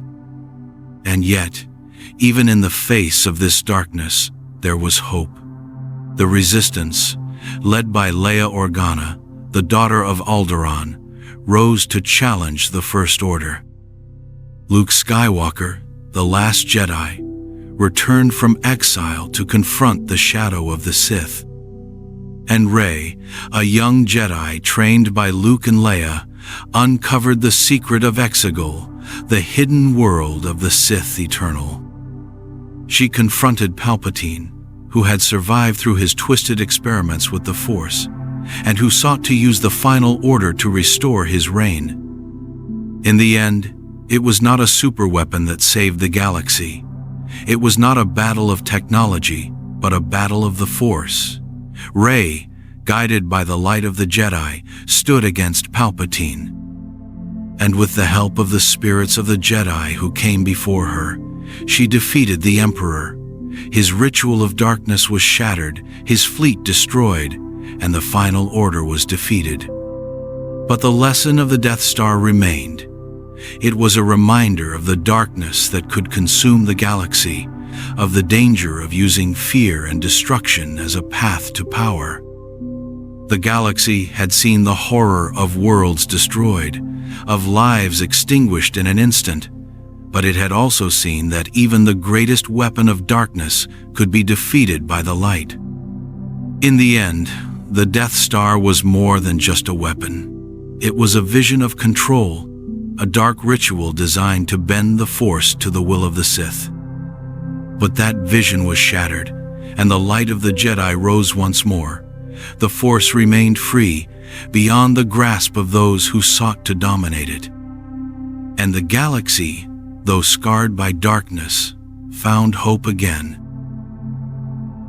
The Nightsisters were the first Sith. In the dark, mist-shrouded swamps of Dathomir, an ancient sisterhood of powerful Force users practiced dark magic and wielded a power that few in the galaxy understood. They were known as the Nightsisters, a clan of sorceresses led by powerful matriarchs who drew on the dark side of the Force. But what if their story was not just a tale of witches in the shadows? What if the Nightsisters were, in fact, the first true Sith, the original wielders of the dark side? The history of the Nightsisters begins long before the rise of the Republic, in an age when the galaxy was young and the Force was seen not as light or dark, but as a primal energy. On the remote world of Dathomir, the Nightsisters developed a unique understanding of this power. They did not see the Force as a tool for peace balance. For them, it was a means of survival, a weapon, and a source of strength. Their magic was not a separate art, but a manifestation of the dark side itself. They could manipulate life, cast spells, and even control the minds of others. The origins of the Nightsisters are traced to a woman named Alia, a Jedi Knight who was exiled to Dathomir by the Jedi Order. Abandoned on this harsh world, she used her knowledge of the Force to survive and thrive, teaching her descendants the secrets of the Force. Over generations, these teachings evolved into something far darker. The Nightsisters embraced the power of the dark side, but they did not call themselves Sith. They were a sisterhood, a matriarchal society where strength and cunning determined leadership. But their connection to the dark side of the Force was undeniable. They used spells and incantations to manipulate the world around them. They summoned spirits, healed wounds, and even brought the dead back to life. These abilities were not the product of study or training like the Jedi. They were instinctual, a reflection of their natural bond with the dark side, and their society was built on conflict and power. Rivalries among the sisters were common, and those who were strong in the dark arts rose to leadership, while the weak were dominated or cast out. For centuries, the Nightsisters remained isolated on Dathomir, hidden from the galaxy, but their influence spread in subtle ways. They interacted with travelers, mercenaries, and even Sith who sought their knowledge. Some of these Sith saw the Nightsisters as rivals, others as potential allies. But the Nightsisters never served the Sith. They saw themselves as the true masters of the dark side, and they were not bound by the rigid rules of the Sith Order. They did not follow a master and an apprentice. Instead, they followed the rule of strength, where only the most powerful could lead. The Nightsisters' connection to the Sith became clear during the Clone Wars, when a young warrior named Asajj Ventress, herself a Nightsister, became an apprentice to Count Dooku, also known as Darth Tyrannus. Ventress was trained in the ways of the Sith, but she never lost her loyalty to her Nightsister heritage. When Dooku betrayed her, Ventress returned to Dathomir, where she was welcomed by Mother Talzin, the leader of the Nightsisters. Talzin was not just a sorceress. She was a being of immense power, capable of challenging even the Sith Lords. Mother Talzin's mastery of the dark side was so profound that she could manipulate life itself. She cast powerful spells, healed mortal wounds, and even clashed with Emperor Palpatine in a battle of dark magic. Talzin's connection to the dark side was unlike anything seen in the Sith Order. She did not simply draw on the Force. She shaped it, twisted it to her will, using rituals and incantations that predated the Sith Empire. But how could the Nightsisters be the first Sith if the Sith are known as an order of dark side users who trace their origins to the ancient Sith species of Moraband? The answer may lie in a deeper truth. The Sith, as an organized order, were established by exiled Jedi who embraced the dark side. But the dark side itself existed long before them. And the Nightsisters, with their ancient rituals, their natural bond with dark magic, and their ability to wield the dark side without the need for training, may have been the first to truly understand its nature. The ancient Sith of Moraband were conquerors, warriors who sought to impose their will on the galaxy. But the Nightsisters were something different. They were survivors, mystics, who saw the dark side as a force of nature. They did not seek to conquer the galaxy, but to dominate their own world, to ensure their survival in the harsh jungles and swamps of Dathomir. In this way, they were the purest expression of the dark side's primal nature. Their influence did not end with Dathomir. The Nightsisters trained warriors known as Night Brothers, fierce Zabrak warriors who served as their protectors. Among these Night Brothers was a young warrior named Maul, who would become the apprentice of Darth Sidious and rise as a deadly Sith Lord. Even as a Sith, Maul never forgot his Nightsister heritage. His connection to Dathomir, his knowledge of dark magic, and his ability to survive even the most grievous injuries were a testament to the power of the Nightsisters. If the Nightsisters were truly the first Sith, then the history of the dark side is far older and more complex than the Jedi ever realized. The Sith were not just a cult of fallen Jedi who embraced the dark side. They were heirs to an ancient tradition of dark magic, a tradition that began in the misty swamps of Dathomir, where the Nightsisters first learned to harness the power of darkness. Their legacy is not just a chapter in the history of the Sith. It is the origin of the dark side itself, a shadow that has haunted the galaxy for millennia. And while the Sith sought to conquer the galaxy with power and fear, the Nightsisters thrived in the shadows, ruling their world with magic and mystery. They did not call themselves Sith, but their mastery of the dark side, their connection to ancient magic, and their survival in a world of darkness may have made them the true first Sith, the original wielders of the dark side. But the story of the Nightsisters did not end with their hidden power on Dathomir. As the galaxy changed, so did their influence. Their dark magic and their connection to the Force were not confined to their mist-shrouded world. The Nightsisters became known across the galaxy, their power whispered about in legends and feared by those who encountered them. They were not just a secret cult. They were a force of darkness that left a mark on the history of the Sith and the Jedi alike. During the Clone Wars, the Nightsisters became entangled in the conflict between the Republic and the Separatists.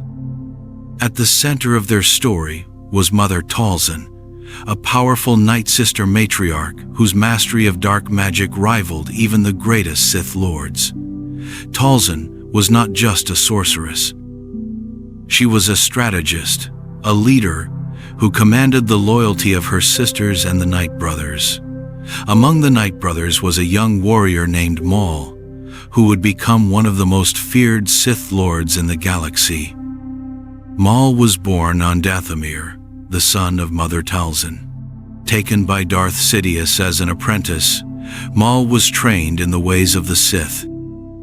But even after becoming a Sith Lord, he never forgot his Nightsister heritage. His rage, his resilience, and his ability to survive even the most grievous injuries were a reflection of the dark magic of Dathomir.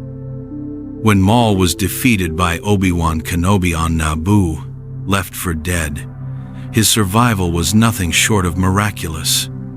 But it was not just his Sith training that kept him alive. It was the darkness of Dathomir, the magic of the Nightsisters, that allowed him to cling to life. Maul eventually returned to Dathomir, broken but not defeated. There, with the help of his brother Savage Opress, another Night Brother, he reclaimed his strength. Talzin used her dark magic to heal Maul, restoring his shattered mind and giving him the strength to become a conqueror once more. Maul's rise was a testament to the Nightsisters' power, their ability to heal, to destroy, and to manipulate life itself. But even as Maul rose to power, the Nightsisters faced their greatest challenge. The rise of Count Dooku, also known as Darth Tyrannus, brought the Nightsisters into conflict with the Sith. Dooku betrayed Asajj Ventress, his apprentice, and a daughter of the Nightsisters. Ventress returned to Dathomir, seeking the aid of Mother Talzin. Together, they launched a campaign of revenge against Dooku, but their efforts were met with brutal retaliation. Dooku, acting on the orders of Darth Sidious, sent General Grievous and a droid army to Dathomir. In a devastating battle, the Nightsisters were slaughtered, their village destroyed, and their sacred places desecrated. Mother Talzin herself became a target of Sidious's wrath. Talzin had once been an ally of Sidious, even a potential apprentice, but their alliance had turned to rivalry. Sidious saw her as a threat, a being whose mastery of dark magic rivaled his own. In a final confrontation, Talzin fought against Sidious, Dooku, and Grievous, using her dark magic to defend herself. But even her immense power was not enough. Betrayed and overwhelmed, Talzin was destroyed, her body consumed by the dark energy she had wielded for so long. But even in death, the influence of the Nightsisters did not disappear. Their legacy lived on through Maul, who continued to use their dark magic and their teachings. It lived on in Asajj Ventress, who became a bounty hunter, but never forgot the sisterhood that had saved her. And it lived on in the whispers of the dark side, in the rituals and spells that continued to echo through the ruins of Dathomir. The Nightsisters were more than just a clan of dark witches. They were survivors, wielders of ancient magic that predated the Jedi and the Sith. They did not see the Force as a simple battle between light and dark. For them, it was a source of power, a force of life and death, creation and destruction. They understood the dark side in a way that even the Sith did not. The Sith sought to conquer and dominate, but the Nightsisters saw the darkness as a force of nature, one that could be controlled, but never truly tamed. Their connection to the dark side was not just a philosophy. It was a living force, a magic that flowed through their blood, their rituals, and their very world. Dathomir was not just their home. It was a world of darkness and life, a place where the Force was wild and unpredictable. The Nightsisters were its daughters, its guardians, and its rulers. If the Nightsisters were truly the first Sith, then the history of the dark side is far older and more complex than the Jedi ever realized. They were not warriors seeking conquest, but mystics who saw the darkness as a path to survival. Their story is one of power, of loss, and of survival in a galaxy where the strong dominate the weak. But even in their fall, their magic endured, a shadow that haunted the galaxy, a reminder that the darkness of the Force is not just a weapon, it is a living force, and those who understand it can never truly be defeated. But the legacy of the Nightsisters did not vanish with the destruction of their clan. Even as their villages lay in ruins and their matriarchs fell, their dark magic persisted. It whispered through the shadows of Dathomir, a world where the Force was raw and untamed. For the Nightsisters were not just a clan of dark witches. They were a manifestation of the dark side's true nature, a force that could never be fully destroyed. As the galactic empire rose, the ruins of Dathomir remained a place of darkness. The surviving Night Brothers, the male warriors who had served the Nightsisters, lived on, but without the guidance of the sisters, they became scattered and leaderless. Yet the influence of the Nightsisters continued to spread. Their dark spells, their ancient rituals, and their knowledge of the Force became forbidden secrets sought by those who craved power. One of these seekers was Maul, who had survived the Clone Wars and the fall of the Republic. Once a Sith Lord, now a fugitive, Maul returned to Dathomir, seeking strength in the shadows of his lost heritage. It was here that he reclaimed the ancient power of the Nightsisters, using their dark magic to strengthen his influence. Maul's connection to the Nightsisters was more than just a family bond. It was a bond of darkness, a legacy of survival and vengeance. He used their teachings to manipulate the dark side, to build a criminal empire, and to seek revenge against those who had wronged him.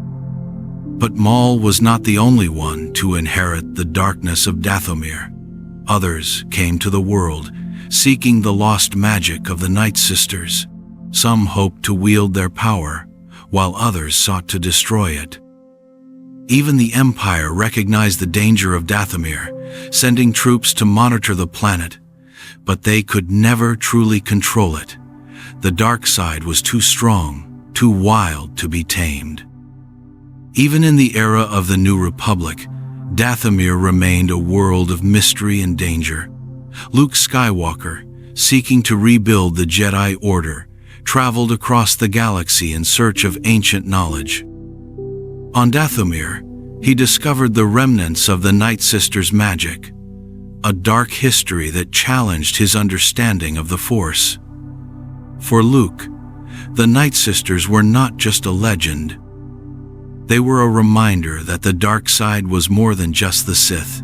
It was a force of nature, a power that could never be fully understood or destroyed. The Nightsisters' teachings also found new life through their descendants. In the years following the fall of the Empire, new clans of Nightsisters emerged, practicing their dark magic in secret. They were fewer in number, but their knowledge was no less dangerous. The dark spells, the rituals of life and death, and the power to manipulate the Force continued to pass from one generation to the next. The darkness of Dathomir lived on. But the greatest legacy of the Nightsisters was not just their magic, it was their understanding of the dark side itself. While the Sith saw the dark side as a weapon, a tool for domination, the Nightsisters saw it as a force of survival. They did not seek to conquer the galaxy, but to master their own world, to ensure their own survival in a galaxy of chaos. This perspective set them apart, making them something more ancient and primal than the Sith. For the Jedi, the dark side was a threat, a corruption of the Force that must be resisted. For the Sith, it was a path to power, a means of control. But for the Nightsisters, it was life. It was the source of their strength, the force that shaped their world and their fate. Even in their darkest moments, even as their sisters fell in battle, the Nightsisters never saw the dark side as an enemy. It was their ally, their weapon, and their sanctuary. If the Nightsisters were truly the first Sith, then their history is not just a story of darkness. It is a story of survival, of ancient knowledge passed through generations, of a people who learned to embrace the darkness without being consumed by it. The Jedi and the Sith saw the Force as a conflict between light and dark, but the Nightsisters saw it as a cycle, a balance where life and death, creation and destruction were one and the same. Their magic continues to echo through the galaxy, a reminder that the Force is not just light or darkness, but a force of nature that cannot be controlled, only understood. And as long as there are those who seek power in the shadows, who whisper the ancient spells and call upon the spirits of the dead, the legacy of the Nightsisters will never truly die. It will live on in the shadows of Dathomir, a world where the darkness is not just a threat, but a way of life. The rule of two is a lie. The Sith never died. They said the Sith were destroyed, that with the fall of Emperor Palpatine and Darth Vader, the darkness of the Sith was gone forever. But what if that was a lie? What if the rule of two, the ancient law that only two Sith could exist at a time, a master and an apprentice, was nothing more than a deception? What if the Sith never truly died? To understand this, we must look back to the origins of the Sith, a history that stretches across thousands of years. The Sith were not always followers of the rule of two. In the ancient days, they were a great order, a vast empire that ruled with darkness and fear. Their origins began on the distant world of Korriban, a desert planet where a species known as the Sith first discovered the dark side of the Force. These ancient Sith were not just dark side users.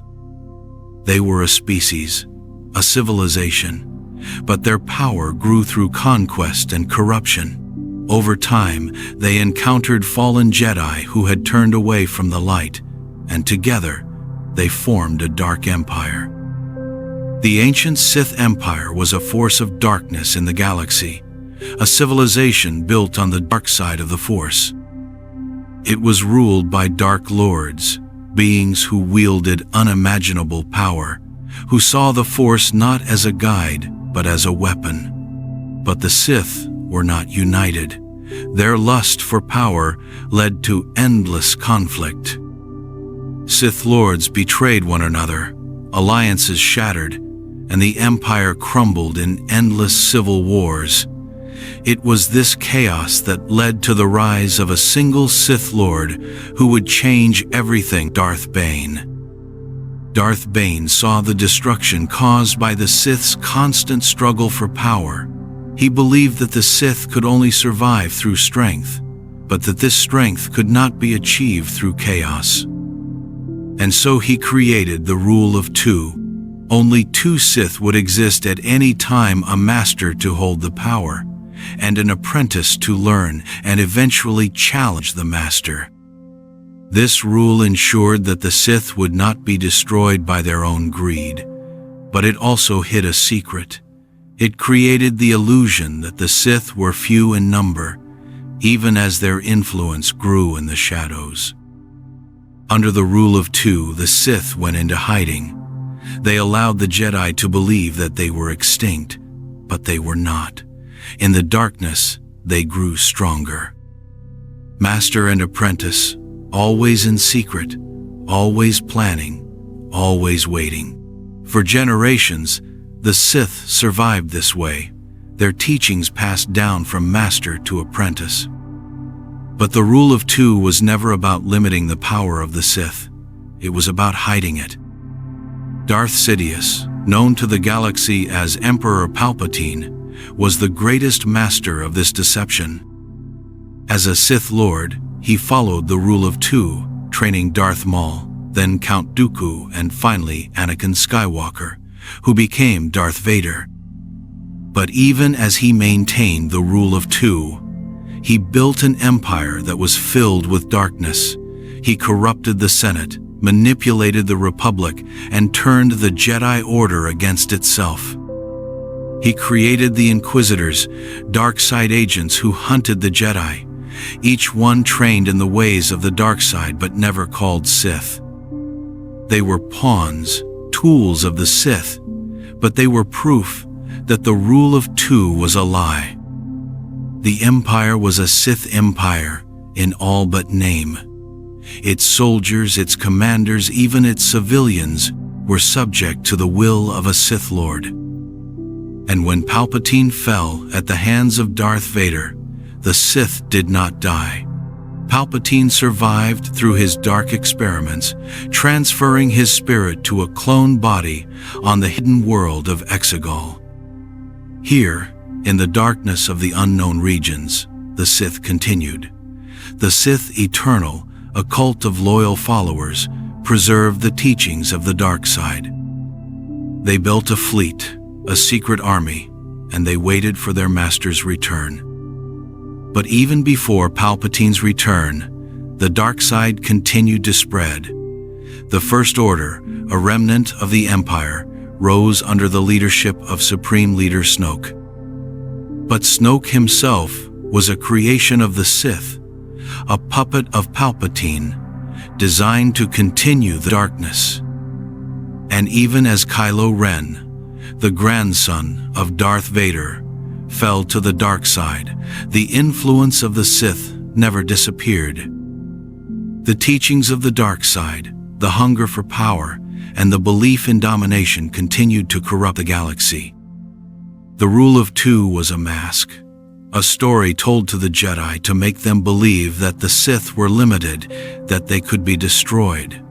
But the Sith were never limited by the rule of two. They were a shadow, an idea, a darkness that could never truly be defeated. Even when the Jedi believed they had won, even when the light seemed to have triumphed, the Sith continued. In secret, in whispers, in the hearts of those who sought power.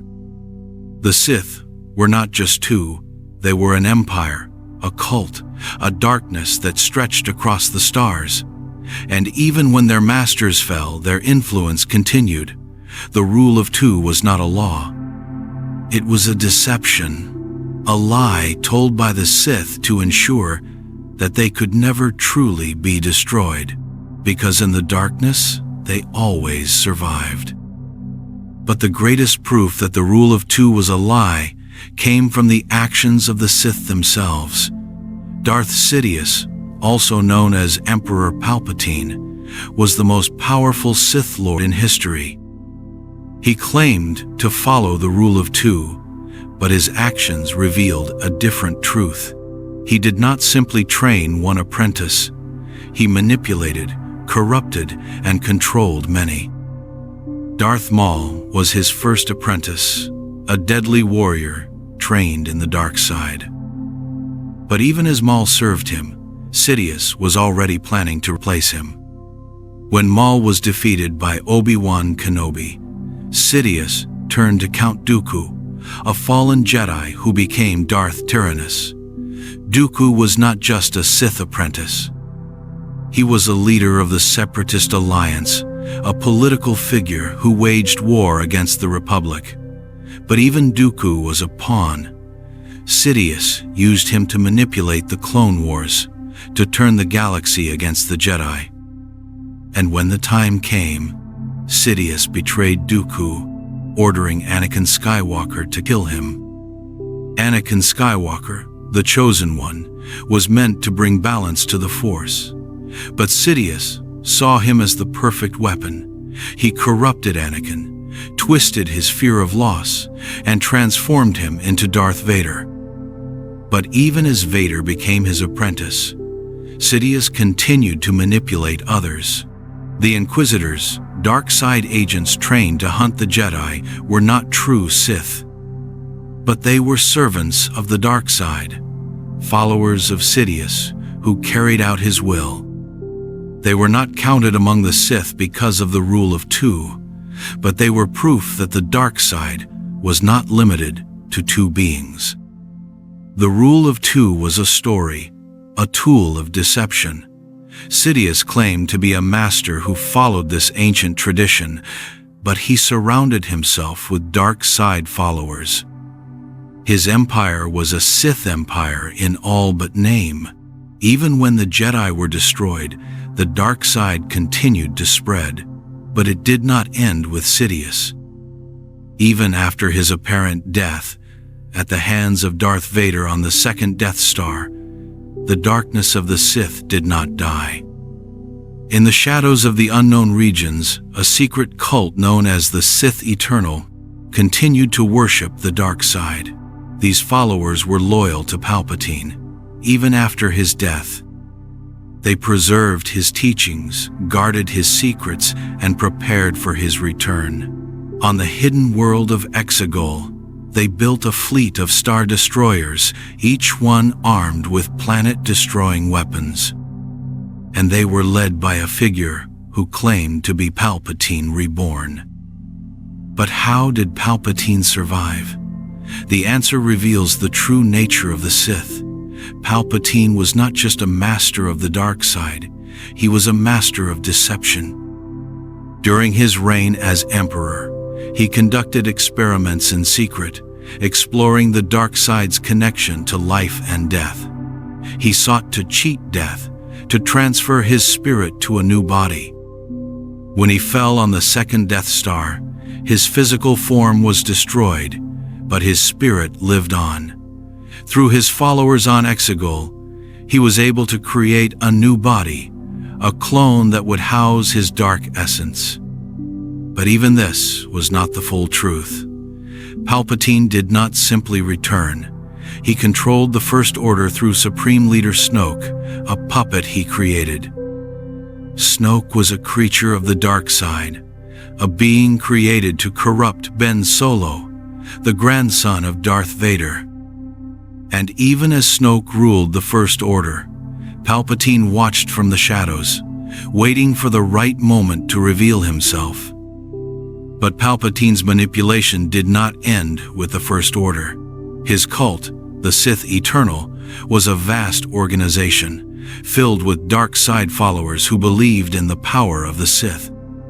These were not apprentices, they were not masters, they were worshippers, a secret society that preserved the teachings of the dark side, waiting for the day when their master would return. And through them, the Sith never died.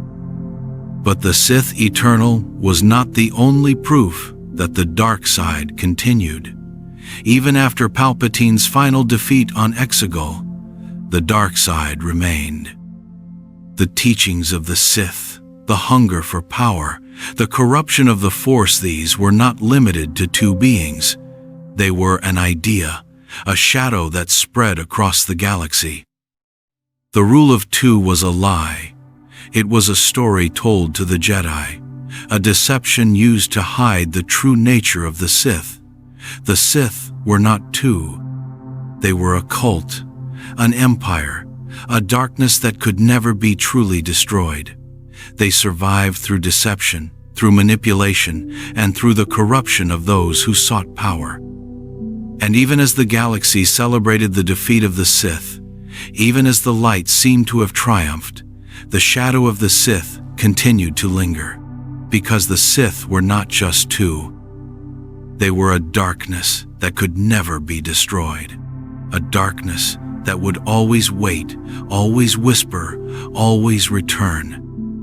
But the true nature of the Sith goes even deeper. The rule of two was not just a deception, it was a strategy, a weapon designed to ensure that the Sith could never truly be defeated.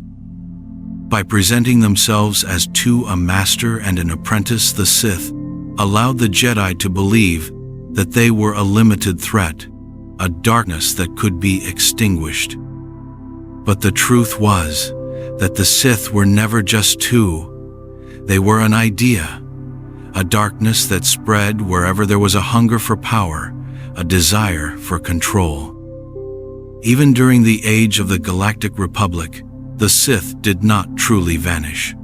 They hid in the shadows, manipulating events, influencing powerful figures, and corrupting the hearts of those who craved power. Darth Plagueis, the master of Darth Sidious, was a Sith who used his knowledge of the Force not just to wield power, but to manipulate life itself. His teachings survived through Sidious, but his influence did not end with his death. The knowledge of the dark side was never truly destroyed. The Sith understood that power could not be maintained through brute force alone. It had to be hidden, whispered, and promised. They became shadowy manipulators, men who hid behind the faces of politicians, who whispered in the ears of generals, who twisted the laws of the Republic to serve their own ends. The Jedi believed that they were the guardians of peace, but the Sith were the masters of chaos. And as the Jedi fought wars, the Sith grew stronger in the shadows. But the most powerful weapon of the Sith was not their lightsabers, nor their mastery of the dark side. It was their ability to corrupt others. The Jedi believed in selflessness, in sacrifice, and in the light. But the Sith saw this as weakness. They understood that in every heart there was a shadow, a desire for power, a fear of loss, a hunger for control. And they exploited these shadows. Even as the Jedi Order stood in the heart of Coruscant, a shining symbol of light and wisdom, the Sith whispered in the darkness. Chancellor Palpatine, a Sith Lord hidden in plain sight, manipulated the galaxy into war. He corrupted Anakin Skywalker, turning the Chosen One into Darth Vader. But even as the Jedi were destroyed, the darkness of the Sith continued. The Inquisitors, the agents of the dark side, hunted the survivors. The Empire became a Sith Empire, a reign of darkness that spread across the stars. But when the Empire fell, when the second Death Star was destroyed, the Sith did not die. Palpatine survived, hiding in the shadows of Exile. The Sith Eternal, a cult of dark side followers, continued his vision. Even as the New Republic rose, even as the Resistance fought against the First Order, the darkness of the Sith remained. It hid in the unknown regions. It whispered through the teachings of the dark side, and it waited for the right moment to return. But the most dangerous aspect of the Sith was not their power, but their philosophy. The belief that the dark side was a path to strength, that power was the true measure of greatness. This idea was not limited to those who called themselves Sith. It corrupted others, leaders who sought control, warriors who desired victory, even Jedi who feared loss. The Sith were not just two. They were an infection, a shadow that spread wherever there was fear, anger, or ambition. Even in the age of Rey and the Resistance, the shadow of the Sith continued.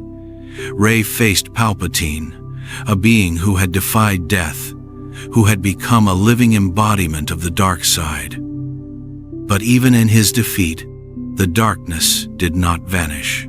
It remained in the hearts of those who sought power, in the whispers of ancient Sith teachings, in the shadows of the galaxy. Because the Sith were never just a group of dark side warriors, they were not just two. They were an idea, the idea that power is everything, that the darkness within can be embraced, that fear can bring strength. This idea survived even when the Sith themselves seemed to fall. It lived on in those who chose to follow the dark side, in those who sought control, in those who believed that victory could be won through fear. The rule of two was a lie. It was a story told to hide the true nature of the Sith, a shadow that could never be destroyed, a darkness that would always return, because the Sith were not just two. They were a whisper in the darkness, a hunger for power, a shadow that could never be truly defeated. And even as the galaxy celebrated victory, even as the light seemed to have triumphed, the shadow of the Sith remained waiting, whispering, and watching. Luke's secret temptation to become the new Emperor. What if the hero of the rebellion, the Jedi Knight who saved the galaxy, was tempted not to destroy the Empire, but to rule it? What if Luke Skywalker, the symbol of hope and light, faced a secret temptation to become the new Emperor? This is not just a theory. It is a shadow that followed Luke from the moment he confronted Darth Vader on the Death Star, to the quiet years of his exile on Ahch-To. Luke Skywalker was born in a time of darkness, a child of the Clone Wars, hidden from the shadow of the Sith. Raised on the desert world of Tatooine, he grew up with dreams of adventure, unaware of his true heritage. But as he was drawn into the conflict between the Rebel Alliance and the Galactic Empire, he discovered his destiny as a Jedi, the son of Anakin Skywalker, the fallen Jedi who became Darth Vader. Trained by Obi-Wan Kenobi and Yoda, Luke learned the ways of the Force, but his training was incomplete, and his understanding of the Force was tested by the darkness that surrounded him. The turning point came during his final confrontation with Darth Vader and Emperor Palpatine aboard the second Death Star. As Luke faced his father, he was filled with anger and fear. He saw his friends dying, his sister threatened, and his father standing as a servant of darkness. Palpatine's voice echoed around him, urging him to strike down his father and take his place at the Emperor's side. In that moment, Luke's rage exploded. His lightsaber clashed against Vader's, and in his fury, he struck with a power and aggression that mirrored the dark side. But Luke stopped. He looked at his father, defeated and broken, and saw the mechanical hand that mirrored his own. He saw the path he was walking, a path that led not to victory, but to darkness. He cast his lightsaber aside and declared, "I am a Jedi like my father before me." It was a moment of triumph, a choice that saved his soul. But the darkness did not vanish. It remained, a whisper in his mind, a reminder of the power he had rejected. After the fall of the Empire, Luke became a hero of the New Republic, a symbol of hope for a galaxy that had been freed from tyranny. But his journey was far from over. As he sought to rebuild the Jedi Order, he traveled across the galaxy, seeking ancient knowledge and understanding of the Force. It was during these years that the temptation he had faced in the Death Star began to resurface. Luke discovered that the Force was not just light or dark. It was a balance, a power that could be used for good or evil. And he began to question whether the Jedi had truly understood it.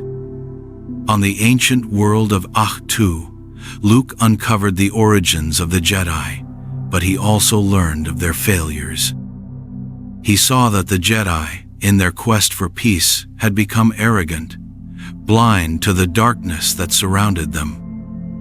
He saw that even the greatest Jedi Masters, like Yoda and Obi-Wan, had been unable to prevent the rise of the Sith. He began to wonder if the Jedi code was flawed, if the strict separation between light and dark was a mistake, and in his doubt, the temptation returned. The idea of becoming a ruler was not born from ambition, but from a desire to bring true peace to the galaxy. Luke saw the chaos of the New Republic, the corruption and conflict that threatened to destroy everything he had fought for. He wondered if the only way to protect the galaxy was to become its leader, to use his power to enforce order. It was the same temptation that had once consumed his father, but Luke did not see it as darkness. He saw it as a duty. But Luke also knew the cost of such a choice. He remembered his father's fall, the destruction of the Jedi Order, and the suffering caused by the Empire. He knew that the path of the Emperor was not a path of peace, but of control and fear. Even as he questioned the Jedi, he feared becoming a reflection of the very darkness he had defeated. It was a struggle that haunted him, a battle between his desire to save the galaxy and his fear of becoming a tyrant. Luke's temptation reached its peak when he sensed the darkness in his nephew, Ben Solo. Fearing the rise of a new Sith, Luke considered ending the threat before it could begin. But in that moment, as he stood over the sleeping boy with his lightsaber ignited, he saw himself not as a protector, but as an executioner. The darkness within him had returned, and for a brief moment, it had consumed him. His fear became a weapon, and his choice led to the fall of his Jedi students and the rise of Kylo Ren. In his exile on Ahch-To, Luke reflected on his failures, his fears, and his temptations. He saw that his desire to bring order, to control the darkness, had led to greater chaos. He had tried to become a symbol of light, but he had been haunted by the shadow of power. Even as he cut himself off from the Force, the temptation remained, a whisper that told him that he could save the galaxy if he just embraced his strength. But in the end, Luke's true strength was not in power, but in wisdom. When Rey arrived on Ahch-To, seeking his guidance, Luke at first refused. But he saw in her the same hope that he had once represented, the same belief in the light.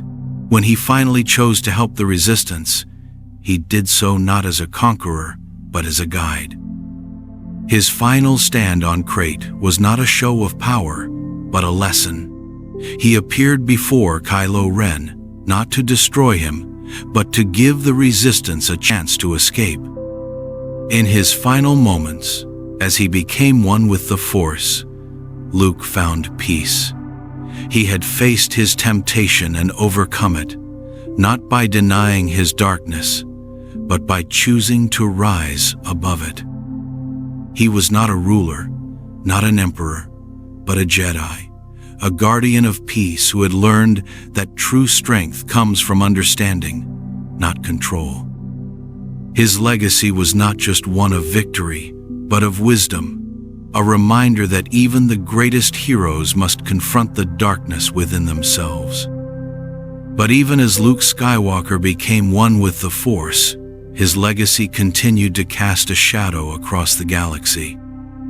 For those who had known him, he was a hero, a Jedi who had saved the galaxy from the darkness of the Empire. But for those who understood the deeper truths of the Force, his story was one of struggle, of light balanced against darkness, of a man who had stood at the edge of power and stepped back.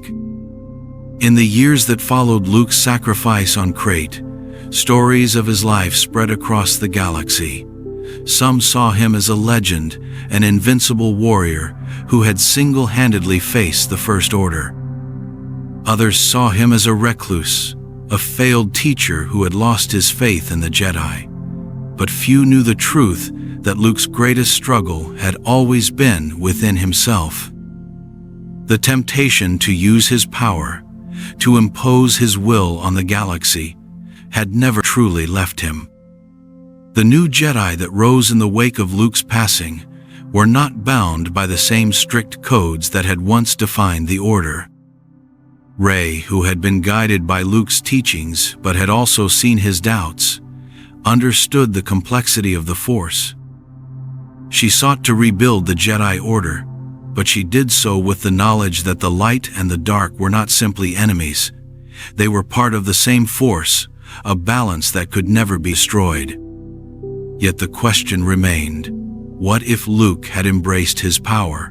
What if, instead of retreating to Ahch-To, he had chosen to become the leader of the galaxy?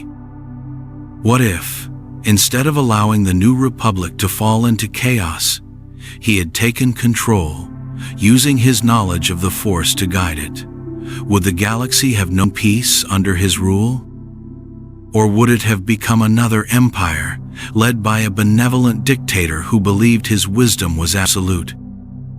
Luke's temptation to become the new emperor was not just a moment of weakness. It was a reflection of the struggle that every Jedi faced. The Force was a power without limits, a force that could create and destroy. The Jedi taught that it must be used for peace and protection, but the dark side whispered of strength, of control, of victory without sacrifice. For Luke, who had seen the failures of the Jedi and the horrors of the Sith, the temptation was not just about power, it was about saving the galaxy from itself. But Luke had seen what power could do. He had seen his father, Anakin Skywalker, transformed from a hero of the Clone Wars into Darth Vader, the enforcer of the Empire. He had seen Emperor Palpatine, a Sith Lord, who had manipulated the galaxy into war and destruction. He knew that even the best intentions could become a path to darkness. This knowledge was both his strength and his burden. Even as he trained new Jedi, Luke struggled with his own doubts. He taught them the ways of the Force, but he also warned them of the dangers of the dark side. He told them that the Force was a balance, a living presence that could not be controlled. But his own fear of that darkness, his fear of becoming a new emperor, cast a shadow over his teachings. Some of his students sensed his hesitation, his fear of his own power, and for one of them, that fear became a spark of rebellion. Ben Solo, Luke's own nephew, became a student of the Jedi Master, but he also became a victim of Luke's doubts. Luke sensed the darkness in Ben, a darkness that reminded him of his own struggles. And in one terrible moment, as Luke stood over the sleeping boy, he considered ending the threat before it could begin. But the fear in his heart, the temptation to use his power to ensure peace, became his greatest mistake. When Ben awoke to see his master standing over him with a lightsaber, he saw not a guardian, but an enemy. The darkness within him erupted, and in his rage he destroyed Luke's temple and slaughtered his fellow students. Ben Solo became Kylo Ren, a servant of the dark side who saw power not as a burden, but as a right. And Luke, consumed by shame and regret, chose exile, believing that his failure had doomed the galaxy. But was it truly a failure? Or was it the inevitable consequence of Luke's struggle with power? Even in his exile, the temptation remained. He saw the suffering of the galaxy, the rise of the First Order, the destruction of the New Republic, and he wondered if he could have stopped it. If he had embraced his strength, if he had become the leader that the galaxy needed, would he have saved it? Yet even in his doubts, Luke made a final choice. When Rey arrived on Ahch-To, seeking his guidance, he tried to turn her away. He saw in her the same hope and idealism that he had once possessed, but he also saw the danger. He feared that by training her, he would only create another Kylo Ren. But Rey's faith in the light, her belief in him, became a mirror that forced Luke to confront his own fear. In his final stand on Crait, Luke chose to become a symbol, not of power, but of hope. His illusion faced Kylo Ren, buying time for the Resistance to escape. He did not strike his nephew down. He did not unleash his power. He simply stood as a reminder of what a true Jedi could be: a guardian, not a conqueror. And as he became one with the Force, Luke finally found peace. He had rejected the temptation to become the new Emperor, not because he lacked the strength, but because he understood the truth. Power without wisdom is a path to darkness. Control without compassion is a form of tyranny, and even the greatest of heroes must learn to rise above their own fears. Luke's temptation to become the new Emperor was not just a moment of darkness, it was a choice, a struggle that defined his life. And in choosing to remain a Jedi, even when it meant facing his own failures, he became more than a hero.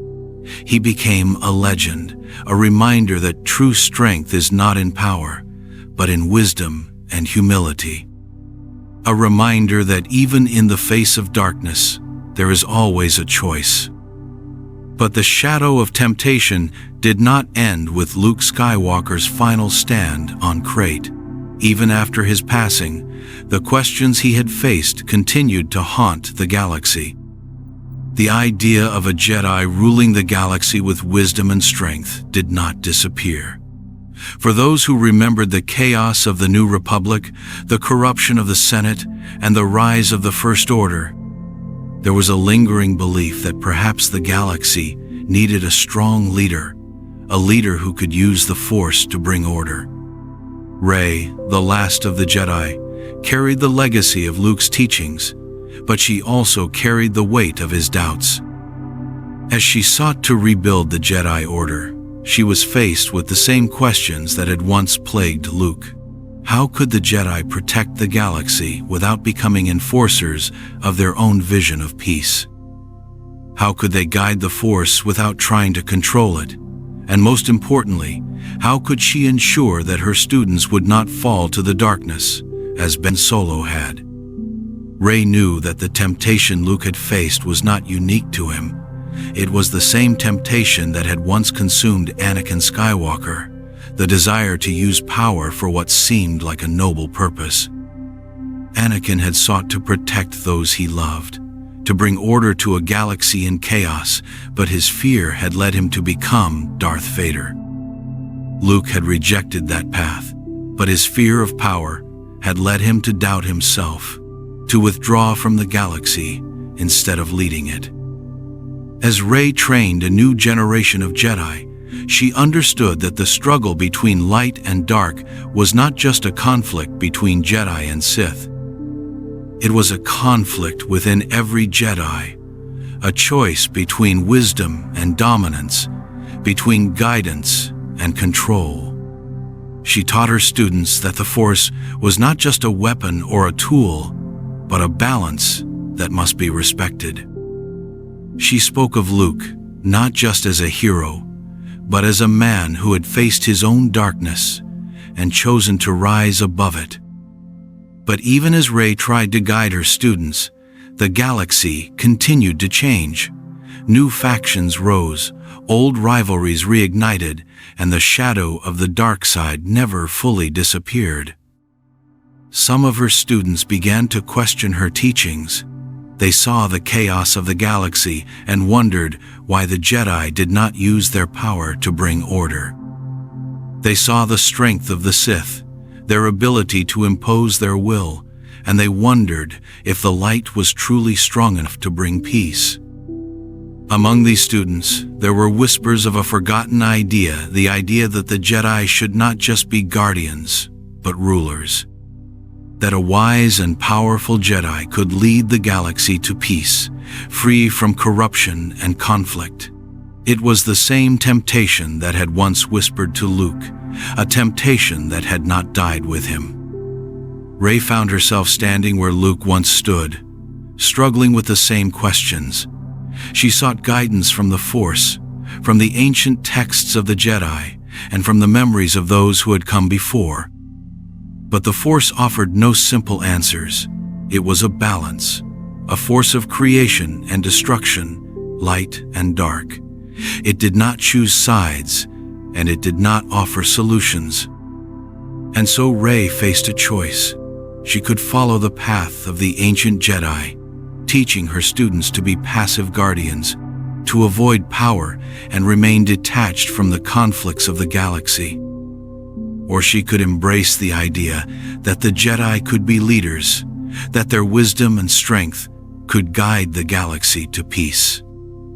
But she knew that to choose the latter was to risk the same fate that had claimed Anakin, the same temptation that had haunted Luke. In the end, Rey chose a different path. She taught her students that the Force was not just a source of power, but a source of understanding. She taught them that true strength came not from domination, but from compassion, from the willingness to protect others without seeking control. She spoke of Luke, of his struggle and his final choice, and she made it clear that even the greatest Jedi must always be vigilant against the darkness within. Yet the temptation remained, a shadow that would never fully disappear. It was the shadow of power, the belief that a Jedi with enough strength could bring peace to the galaxy. It was the idea that had once whispered to Anakin, that had haunted Luke, and that now stood before Rey and her students. The shadow of an emperor who did not wear a crown, but who ruled with the strength of the Force. Luke's secret temptation to become the new emperor was not just his story.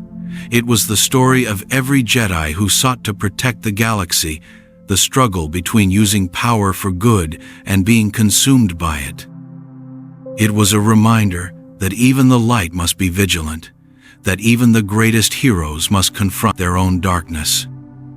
And it was a warning that true peace can never be achieved through control, but only through wisdom, compassion, and the courage to choose the light. Luke Skywalker became a legend, but his legacy was more than just a story of heroism. It was a story of choice, of struggle, and of a light that shone brightest when it resisted the darkness. It was a reminder that even in a galaxy far, far away, true strength comes not from power, but from the wisdom to know when to let go. The Force ghosts are trapped souls, not free spirits. They said the Jedi who became one with the Force lived on as Force ghosts, wise, enlightened spirits who guided the living, free from suffering, watching over the galaxy. But what if that was a lie? What if these Force ghosts were not free? What if they were trapped, bound to the living world, unable to move on? To understand this, we must look at the origins of the Force and the ancient Jedi who first discovered the path to immortality. The concept of Force ghosts did not exist in the early days of the Jedi Order. The Jedi believed in the living Force, a mystical energy field that connected all living things. They drew strength from this Force, but they did not see it as a path to immortality. When Jedi died, they became one with the Force, their energy merging with the greater whole. But they did not retain their consciousness. They did not live on.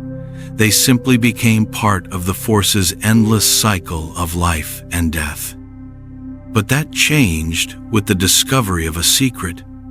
Thousands of years before the fall of the Republic, an ancient Jedi named Qui-Gon Jinn began to study a forbidden path. He believed that the soul could survive death, that a Jedi could retain their identity within the Force. His studies led him to the ancient Force priestesses, mystical beings who existed beyond the physical realm. They taught him the secret of retaining consciousness after death. But it was a difficult path. It required complete selflessness, absolute peace, and a perfect connection to the light side of the Force. Qui-Gon Jinn did not complete his training before his death. When he was struck down by Darth Maul on Naboo, he did not vanish. His body remained, but his spirit endured. In the years that followed, he became a voice within the Force, able to speak to those who were sensitive enough to hear him. He guided Yoda, teaching him the secret of immortality.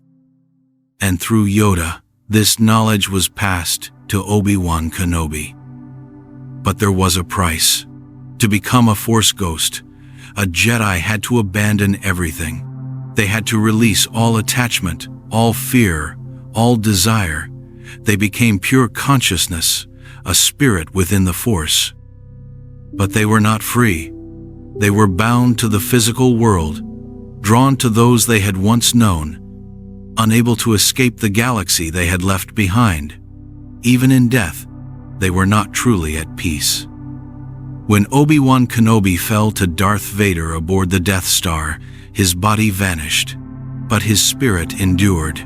He became a Force ghost, a guide to Luke Skywalker. He spoke to Luke, he guided him, he watched over him, but he did not move on. He remained tied to the living, his spirit bound to the fate of the galaxy.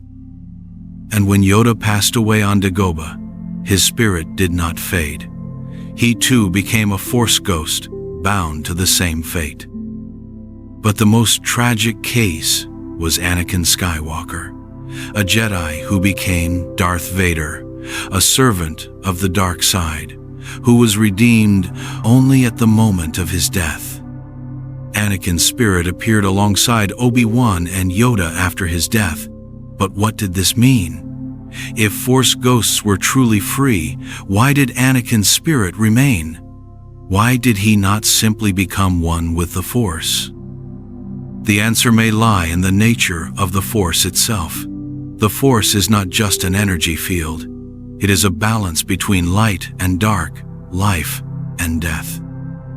To become a Force ghost is to exist between these states, to be conscious but not truly alive, to see the galaxy but not touch it. The Jedi believed this was a gift, a reward for those who had achieved enlightenment. But what if it was a prison? The Force ghosts are not free spirits. They are souls trapped between life and death, bound to the galaxy, unable to move on. They are forced to watch as the living make mistakes, as darkness rises, as wars are fought, and as those they once loved suffer. They can whisper, they can guide, but they cannot change the future. Even in death, they are bound by the same duty that defined their lives. But why would the Jedi choose this fate? Because they believed it was their duty. To become a Force ghost was to continue serving the light, to ensure that their wisdom could be passed on. But this choice came with a price. It meant sacrificing true peace, accepting an existence without form, a life without life. And there is another possibility. What if these Force ghosts are not just observers? What if they are not just guides? What if they are bound by the will of the Force itself? What if they are prisoners, forced to remain because their destiny is not yet complete? This would explain why they always appear to those they have known, why they cannot travel freely, why they cannot escape the galaxy. In this light, the Force ghosts are not a sign of enlightenment. They are a reminder of sacrifice, a reminder that even the greatest Jedi, even those who have found peace, are not truly free. They are bound to the Force, bound to the living, bound to the fate of the galaxy. But if the Force ghosts are trapped, if they are not free spirits but bound souls, then what does this mean for the Jedi who become them? To understand this, we must look at the stories of the most famous Force ghosts in Star Wars and the evidence that reveals their imprisonment within the Force. Obi-Wan Kenobi was the first Jedi we see become a Force ghost. When he faced Darth Vader aboard the Death Star, he spoke a final, cryptic message. "If you strike me down, I shall become more powerful than you can possibly imagine." But was this power a blessing or a curse? When Obi-Wan's body vanished, his spirit remained. He became a voice in the Force, speaking to Luke Skywalker, guiding him through the most difficult moments of his life. But he did not simply disappear. He remained, a shadow watching over Luke, a presence tied to the living. In Star Wars, The Empire Strikes Back, Obi-Wan's ghost appears to Luke on Hoth, warning him of the danger of facing Darth Vader before he is ready. But even as he speaks, he seems distant, a voice from the mist, a figure that cannot directly intervene. When Luke chooses to leave his training to save his friends, Obi-Wan is helpless. He can only watch, powerless, to stop the choice that will lead to Luke's suffering. Yoda, the ancient Jedi Master, also became a Force ghost. When he died on Dagobah, his body vanished, but his spirit endured. He spoke to Luke, guiding him even after death, teaching him that a Jedi's strength comes not from physical power, but from wisdom. But even Yoda's ghost was limited. He appeared only when Luke needed him, unable to act, unable to prevent the rise of darkness. His wisdom remained, but his power was gone. And then there is Anakin Skywalker, the Jedi who became Darth Vader, who was redeemed only at the moment of his death. When he died, his body did not vanish. But his spirit appeared alongside Obi-Wan and Yoda as a Force ghost. But how? How could a man who had fallen to the dark side, who had committed terrible crimes, achieve this fate? The answer may lie in his redemption, his final act of selflessness in saving his son. But even as a Force ghost, Anakin is not free. He is bound to the same fate as his former masters, a spirit trapped between life and death. But what are the signs of this imprisonment? The Force ghosts do not appear at will. They are drawn to those they have known, tied to their former students, their friends, their family. Obi-Wan appears to Luke, but he does not speak to Leia. Yoda appears to Luke on Auch 2, but he does not reveal himself to others. Even Anakin's ghost is seen only by Luke. It is as if they are chained to those they once knew, unable to escape the bonds of their past. But there is something even darker. The Force ghosts are not simply observers. They are forced to watch, to guide, to teach. But they cannot truly intervene. They cannot change the course of events. Obi-Wan cannot stop Luke from facing Vader. Yoda cannot prevent the rise of the First Order. Even Anakin, who defeated Palpatine and brought balance to the Force, cannot protect his grandson Ben Solo from falling to the dark side. In Star Wars, The Rise of Skywalker, the truth of this prison becomes even clearer. When Rey is defeated by Palpatine, she calls out to the Jedi who came before her, and their voices answer. Obi-Wan, Yoda, Anakin, Qui-Gon, and even Ahsoka Tano. But they are only voices, echoes of those who once lived. They speak, but they cannot appear. They cannot intervene. They are trapped, bound to the Force, able to whisper but not to act. But why are they trapped? The answer may lie in the nature of the Force itself. The Force is a balance between life and death, light and dark. To become a Force ghost is to exist in a state of perfect balance, not truly alive, but not fully gone. The Jedi believed this was a gift, a way to continue their mission, to guide the living. But they may not have realized the cost. The ancient teachings of the Jedi speak of the living Force and the cosmic Force. The living Force is the energy that exists within all living beings, while the cosmic Force is the greater energy field that connects all things. When a Jedi becomes a Force ghost, their spirit is absorbed into the cosmic Force. But they do not simply vanish. They retain their consciousness, their identity. But this consciousness is a chain, a connection that cannot be broken. If this is true, then the Force ghosts are not simply enlightened spirits. They are souls who have given up peace for the sake of duty. They are bound to the galaxy, unable to escape, unable to move on. They are the Jedi who sacrificed not only their lives, but their very souls, to continue their mission. And this raises a troubling question. If the Force ghosts are trapped, then is this truly the path of enlightenment that the Jedi believed it to be?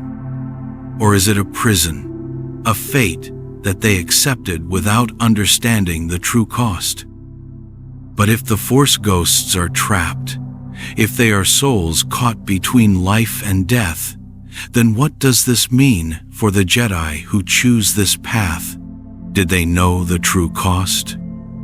Did they understand that they were sacrificing not just their lives, but their freedom? To find the answer, we must look at the teachings of the Jedi, the choices of those who became Force ghosts, and the hidden truth of the Force itself. The Jedi believed in selflessness, in letting go of attachment, in serving the light.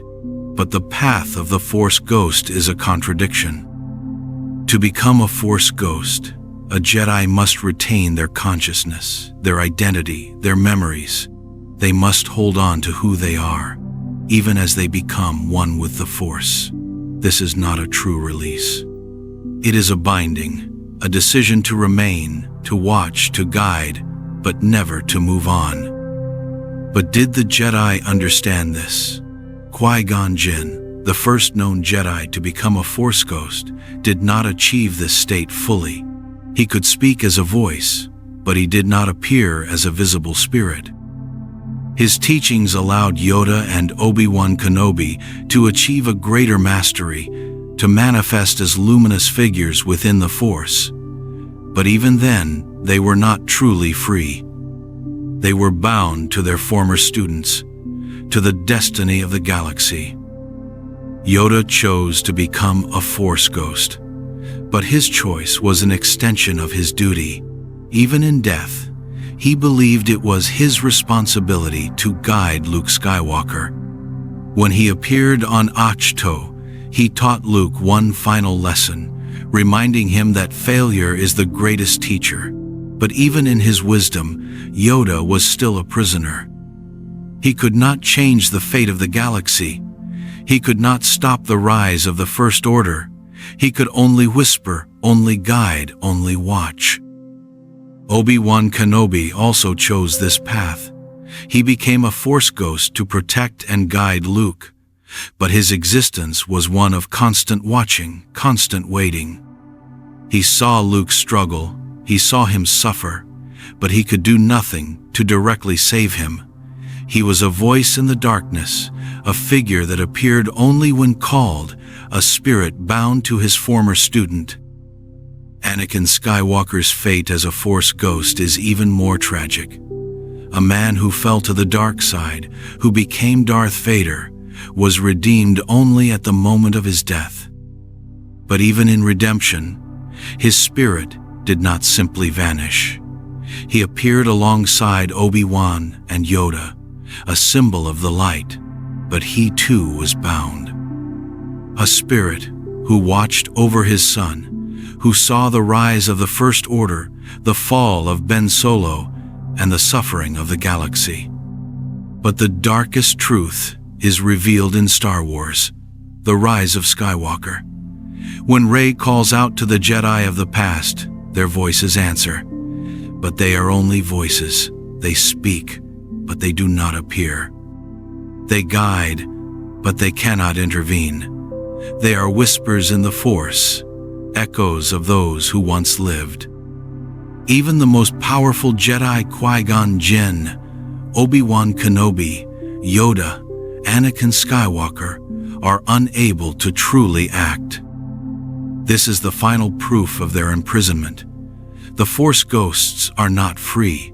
They are bound to the living, connected to those they once knew, unable to escape the galaxy they sought to protect.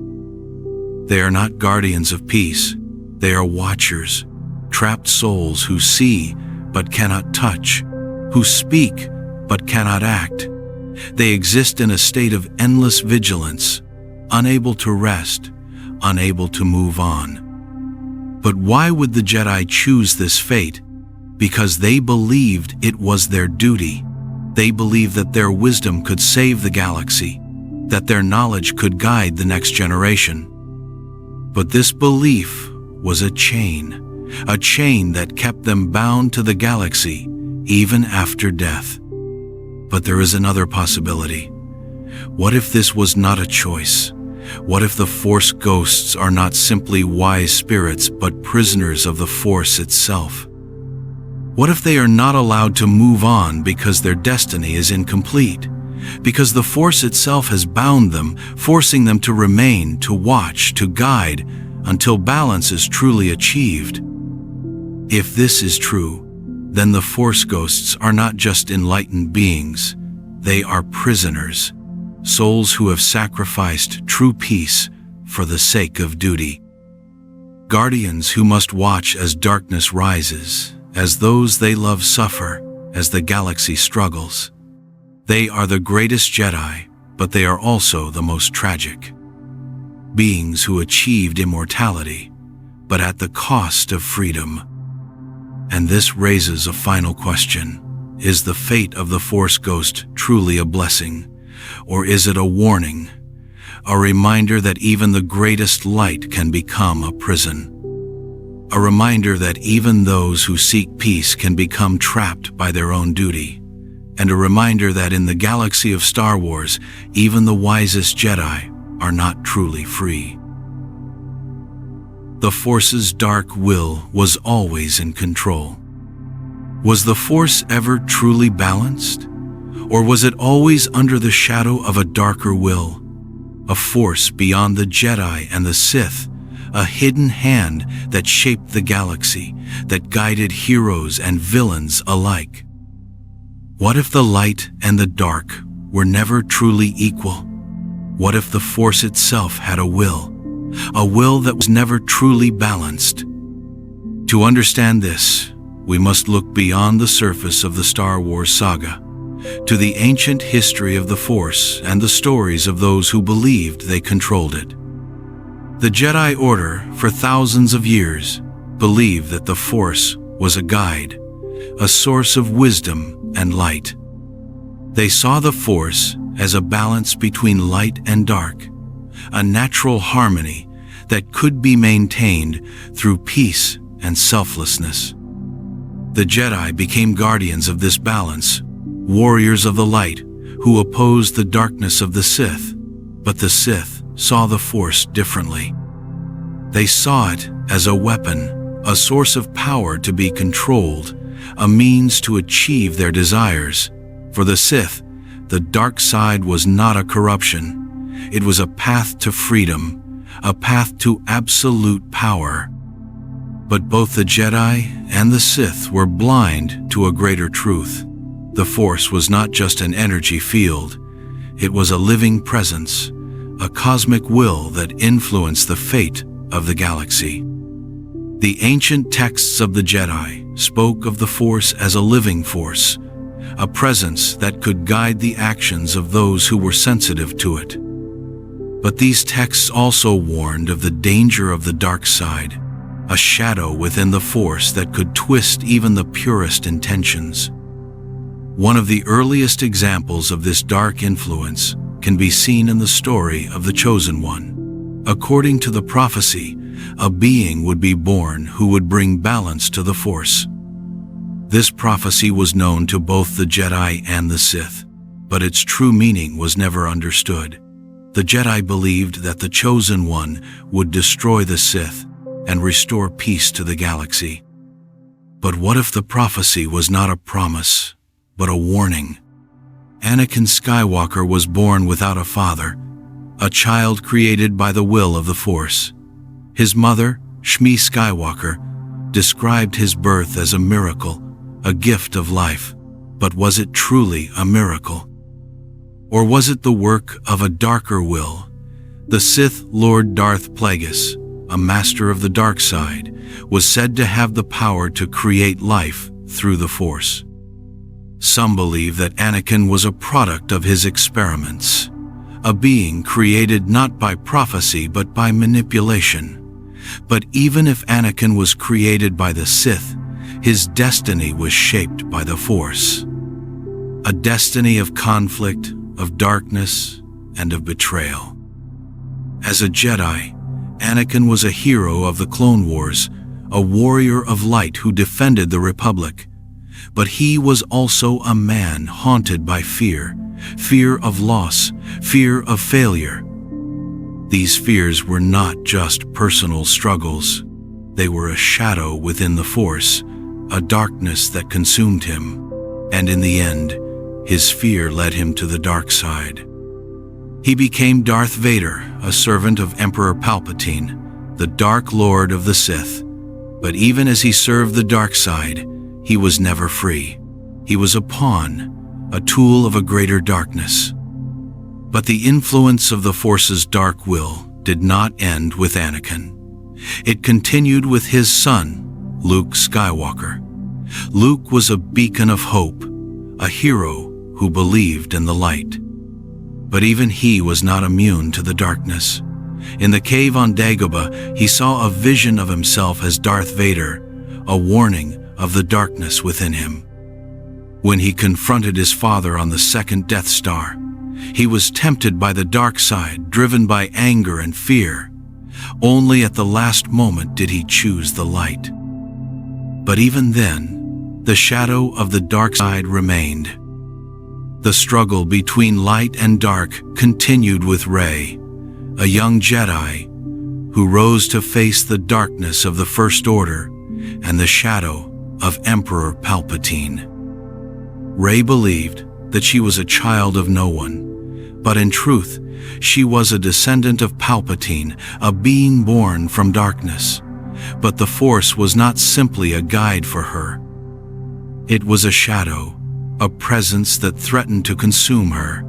Even as she sought the light, she was haunted by the darkness of her heritage. But if the Force had a will, was it truly balanced? Or was it always tilted towards darkness? The history of the galaxy is filled with conflict, with wars, betrayals, and endless suffering. The Jedi believed that they were the guardians of peace, but their actions led to war. The Sith believed that they could control the Force, but they were destroyed by their own greed. Even the Chosen One, the being destined to bring balance, became a symbol of destruction. But what if this was not a failure? What if it was the true nature of the Force, a power that feeds on conflict, that grows stronger through suffering and chaos? A force that uses both light and dark to maintain its own existence. The Jedi and the Sith believed that they could understand the Force, that they could control it. But they were only pieces on a board, pawns in a game they could never truly understand.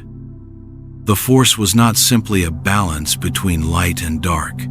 It was a will, a presence that shaped the fate of the galaxy. It chose its champions, it created its heroes, but it also created its villains. It did not choose sides. It created conflict, because conflict was the source of its strength. The light and the dark were not opposites. They were tools, weapons used by a will that was beyond the understanding of the Jedi or the Sith. And if the Force's dark will was always in control, then the struggle between light and dark was never a fight for peace. It was a cycle, a game played by a power that used heroes and villains as its pieces. And no matter how many times the light seemed to triumph, the darkness would always return. Because the Force did not seek peace, it sought balance, and balance was born from conflict. But if the Force's dark will was always in control, then the heroes of the galaxy were never truly free. They were champions of the light, warriors who fought for peace, but they were also pawns in a game they could never escape. The Jedi, with all their wisdom, believed they were guardians of balance. But what if they were only servants of a greater will? A will that used them to maintain an endless cycle of conflict. The Jedi Order, for thousands of years, followed a code of selflessness, peace, and wisdom. They trained their members to reject fear, anger, and hatred, believing that these emotions led to the dark side. But despite their teachings, the Jedi were always drawn into war. They fought against the ancient Sith Empire, against the Mandalorians, and against the armies of the dark side. They claimed to be defenders of peace, but they were warriors, generals who led armies and who wielded the Force as a weapon. But why did the Jedi who sought peace always become warriors? Why did their pursuit of balance always lead to conflict? Because they were instruments of the Force, a force that thrived on conflict. The Jedi fought to preserve the light, but in doing so, they created the darkness they opposed. The Clone Wars were a perfect example. The Jedi became generals, leading clone armies into battle. They believed they were defending the Republic, but they were serving the will of Emperor Palpatine, the Dark Lord of the Sith. Palpatine was a master of the dark side, but he was also a master of the Force's will. He understood that conflict was the source of power. He manipulated the Republic and the Separatists into a war that would destroy the Jedi.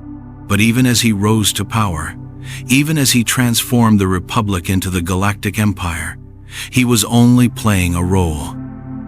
He believed that he was the master of the dark side, but he was a tool of a greater darkness, a darkness that used him to create suffering, fear, and chaos. But Palpatine was not the only servant of this darkness.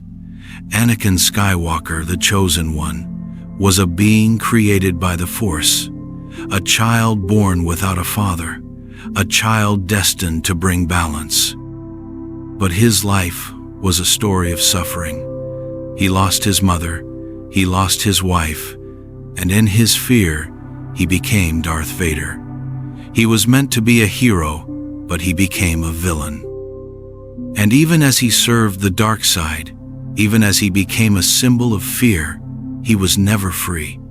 He was a pawn of the Force, a being whose destiny was shaped by a darkness he could never escape. But even the light was not free from this shadow. Luke Skywalker, the son of Anakin, became a hero of the rebellion, a Jedi who believed in hope. But he, too, was shaped by the Force. He was drawn into a struggle against his own father, tempted by the darkness within him. On the second Death Star, he faced the same choice that Anakin had faced, the choice between light and dark. And even though he chose the light, the darkness remained. Because the Force did not seek peace, it sought balance, and balance was born from conflict. For every Jedi, there was a Sith. For every hero, there was a villain. Even after the fall of the Empire, the darkness returned. The First Order rose from the ashes of the Empire, and in the shadows, Emperor Palpatine survived, hidden on Exile, preparing for his return. Rey, the last Jedi, was a child of darkness, a descendant of Palpatine. She was haunted by a shadow she could not escape. Even as she fought for the light, she was drawn towards the darkness. The Force guided her, but it also tested her. It showed her visions of power, of darkness, of a throne that she could claim. But why did the Force test her? Why did it place her in a position where she was forced to choose between light and dark? Because the Force was not a guide, it was a test. A power that grew through conflict, that fed on the struggle between light and darkness. The Jedi believed that they could control the Force, that they could serve its will. But they were never in control. They were champions of the light, but they were also pawns of a greater will. A will that used them to maintain an endless cycle of balance and conflict. The Sith believed that they could control the Force through power, but they were also slaves to this darkness. Every Sith Lord sought to become a master, but they were always betrayed, always consumed by their own hunger for power. Even Palpatine, who seemed to defy death, was destroyed by the darkness he sought to control. Because the darkness did not serve him, he served it. And even in the end, when Rey stood against Palpatine, when the light seemed to triumph, the darkness was not destroyed. It remained, hidden in the shadows, waiting for a new champion, a new conflict, a new balance. Because the Force did not choose sides. It did not seek peace. It sought conflict. A cycle of light and dark, a cycle that would never end. The Force's dark will was always in control, a will that shaped heroes and villains, that created hope and despair, that guided the fate of the galaxy. And those who believed they served the light, and those who believed they mastered the darkness, were all part of this endless struggle. Because in the galaxy far, far away, the greatest truth was not the victory of the light over the dark, but the truth that the struggle would never end. A struggle that was not a failure, but the very nature of the Force itself. An eternal conflict, a game played by a power that would never choose, but would always guide. The Force did not bring peace. It brought balance. And balance was a shadow that would never fade. Star Wars is a galaxy of light and darkness, of heroes and villains, But beneath its epic battles and legendary figures lies a world of hidden truths. A world where Darth Plagueis may have created Anakin Skywalker, where Palpatine's obsession with life and death cost Padmé her own, and where Obi-Wan may have allowed Anakin's fall for a greater purpose. It is a world where Qui-Gon's spirit whispered secrets of the Force, but even in death, he remained bound. Yoda's exile was not a retreat, but a silent punishment, a reflection of the Order's failures. Count Dooku, the fallen Jedi, may have been a secret spy, and Mace Windu, a legend thought dead, may have survived in the shadows. The Death Star was not just a weapon, but a dark ritual to manipulate the Force. The Sith never truly followed the rule of two, and their darkness never truly died. Even Luke Skywalker, the hero of the rebellion, faced a secret temptation to become an emperor, and the Force ghosts, those wise spirits who guide the living, may be trapped souls, unable to move on. The Force itself, that mystical energy that binds all life, may have its own dark will, a hidden influence that has shaped the galaxy for millennia. These are not just theories, they are reflections of the deeper mysteries of Star Wars. They are the shadows that make the light brighter, the secrets that make the legend unforgettable. Because in a galaxy far, far away, the truth is never simple, and even when the story seems over, the darkness always lingers. And that's it. Hope you're in peace. Just consider subscribing, because sleep matters. Just then, stress scatters, and nothing else matters, right? Peace out.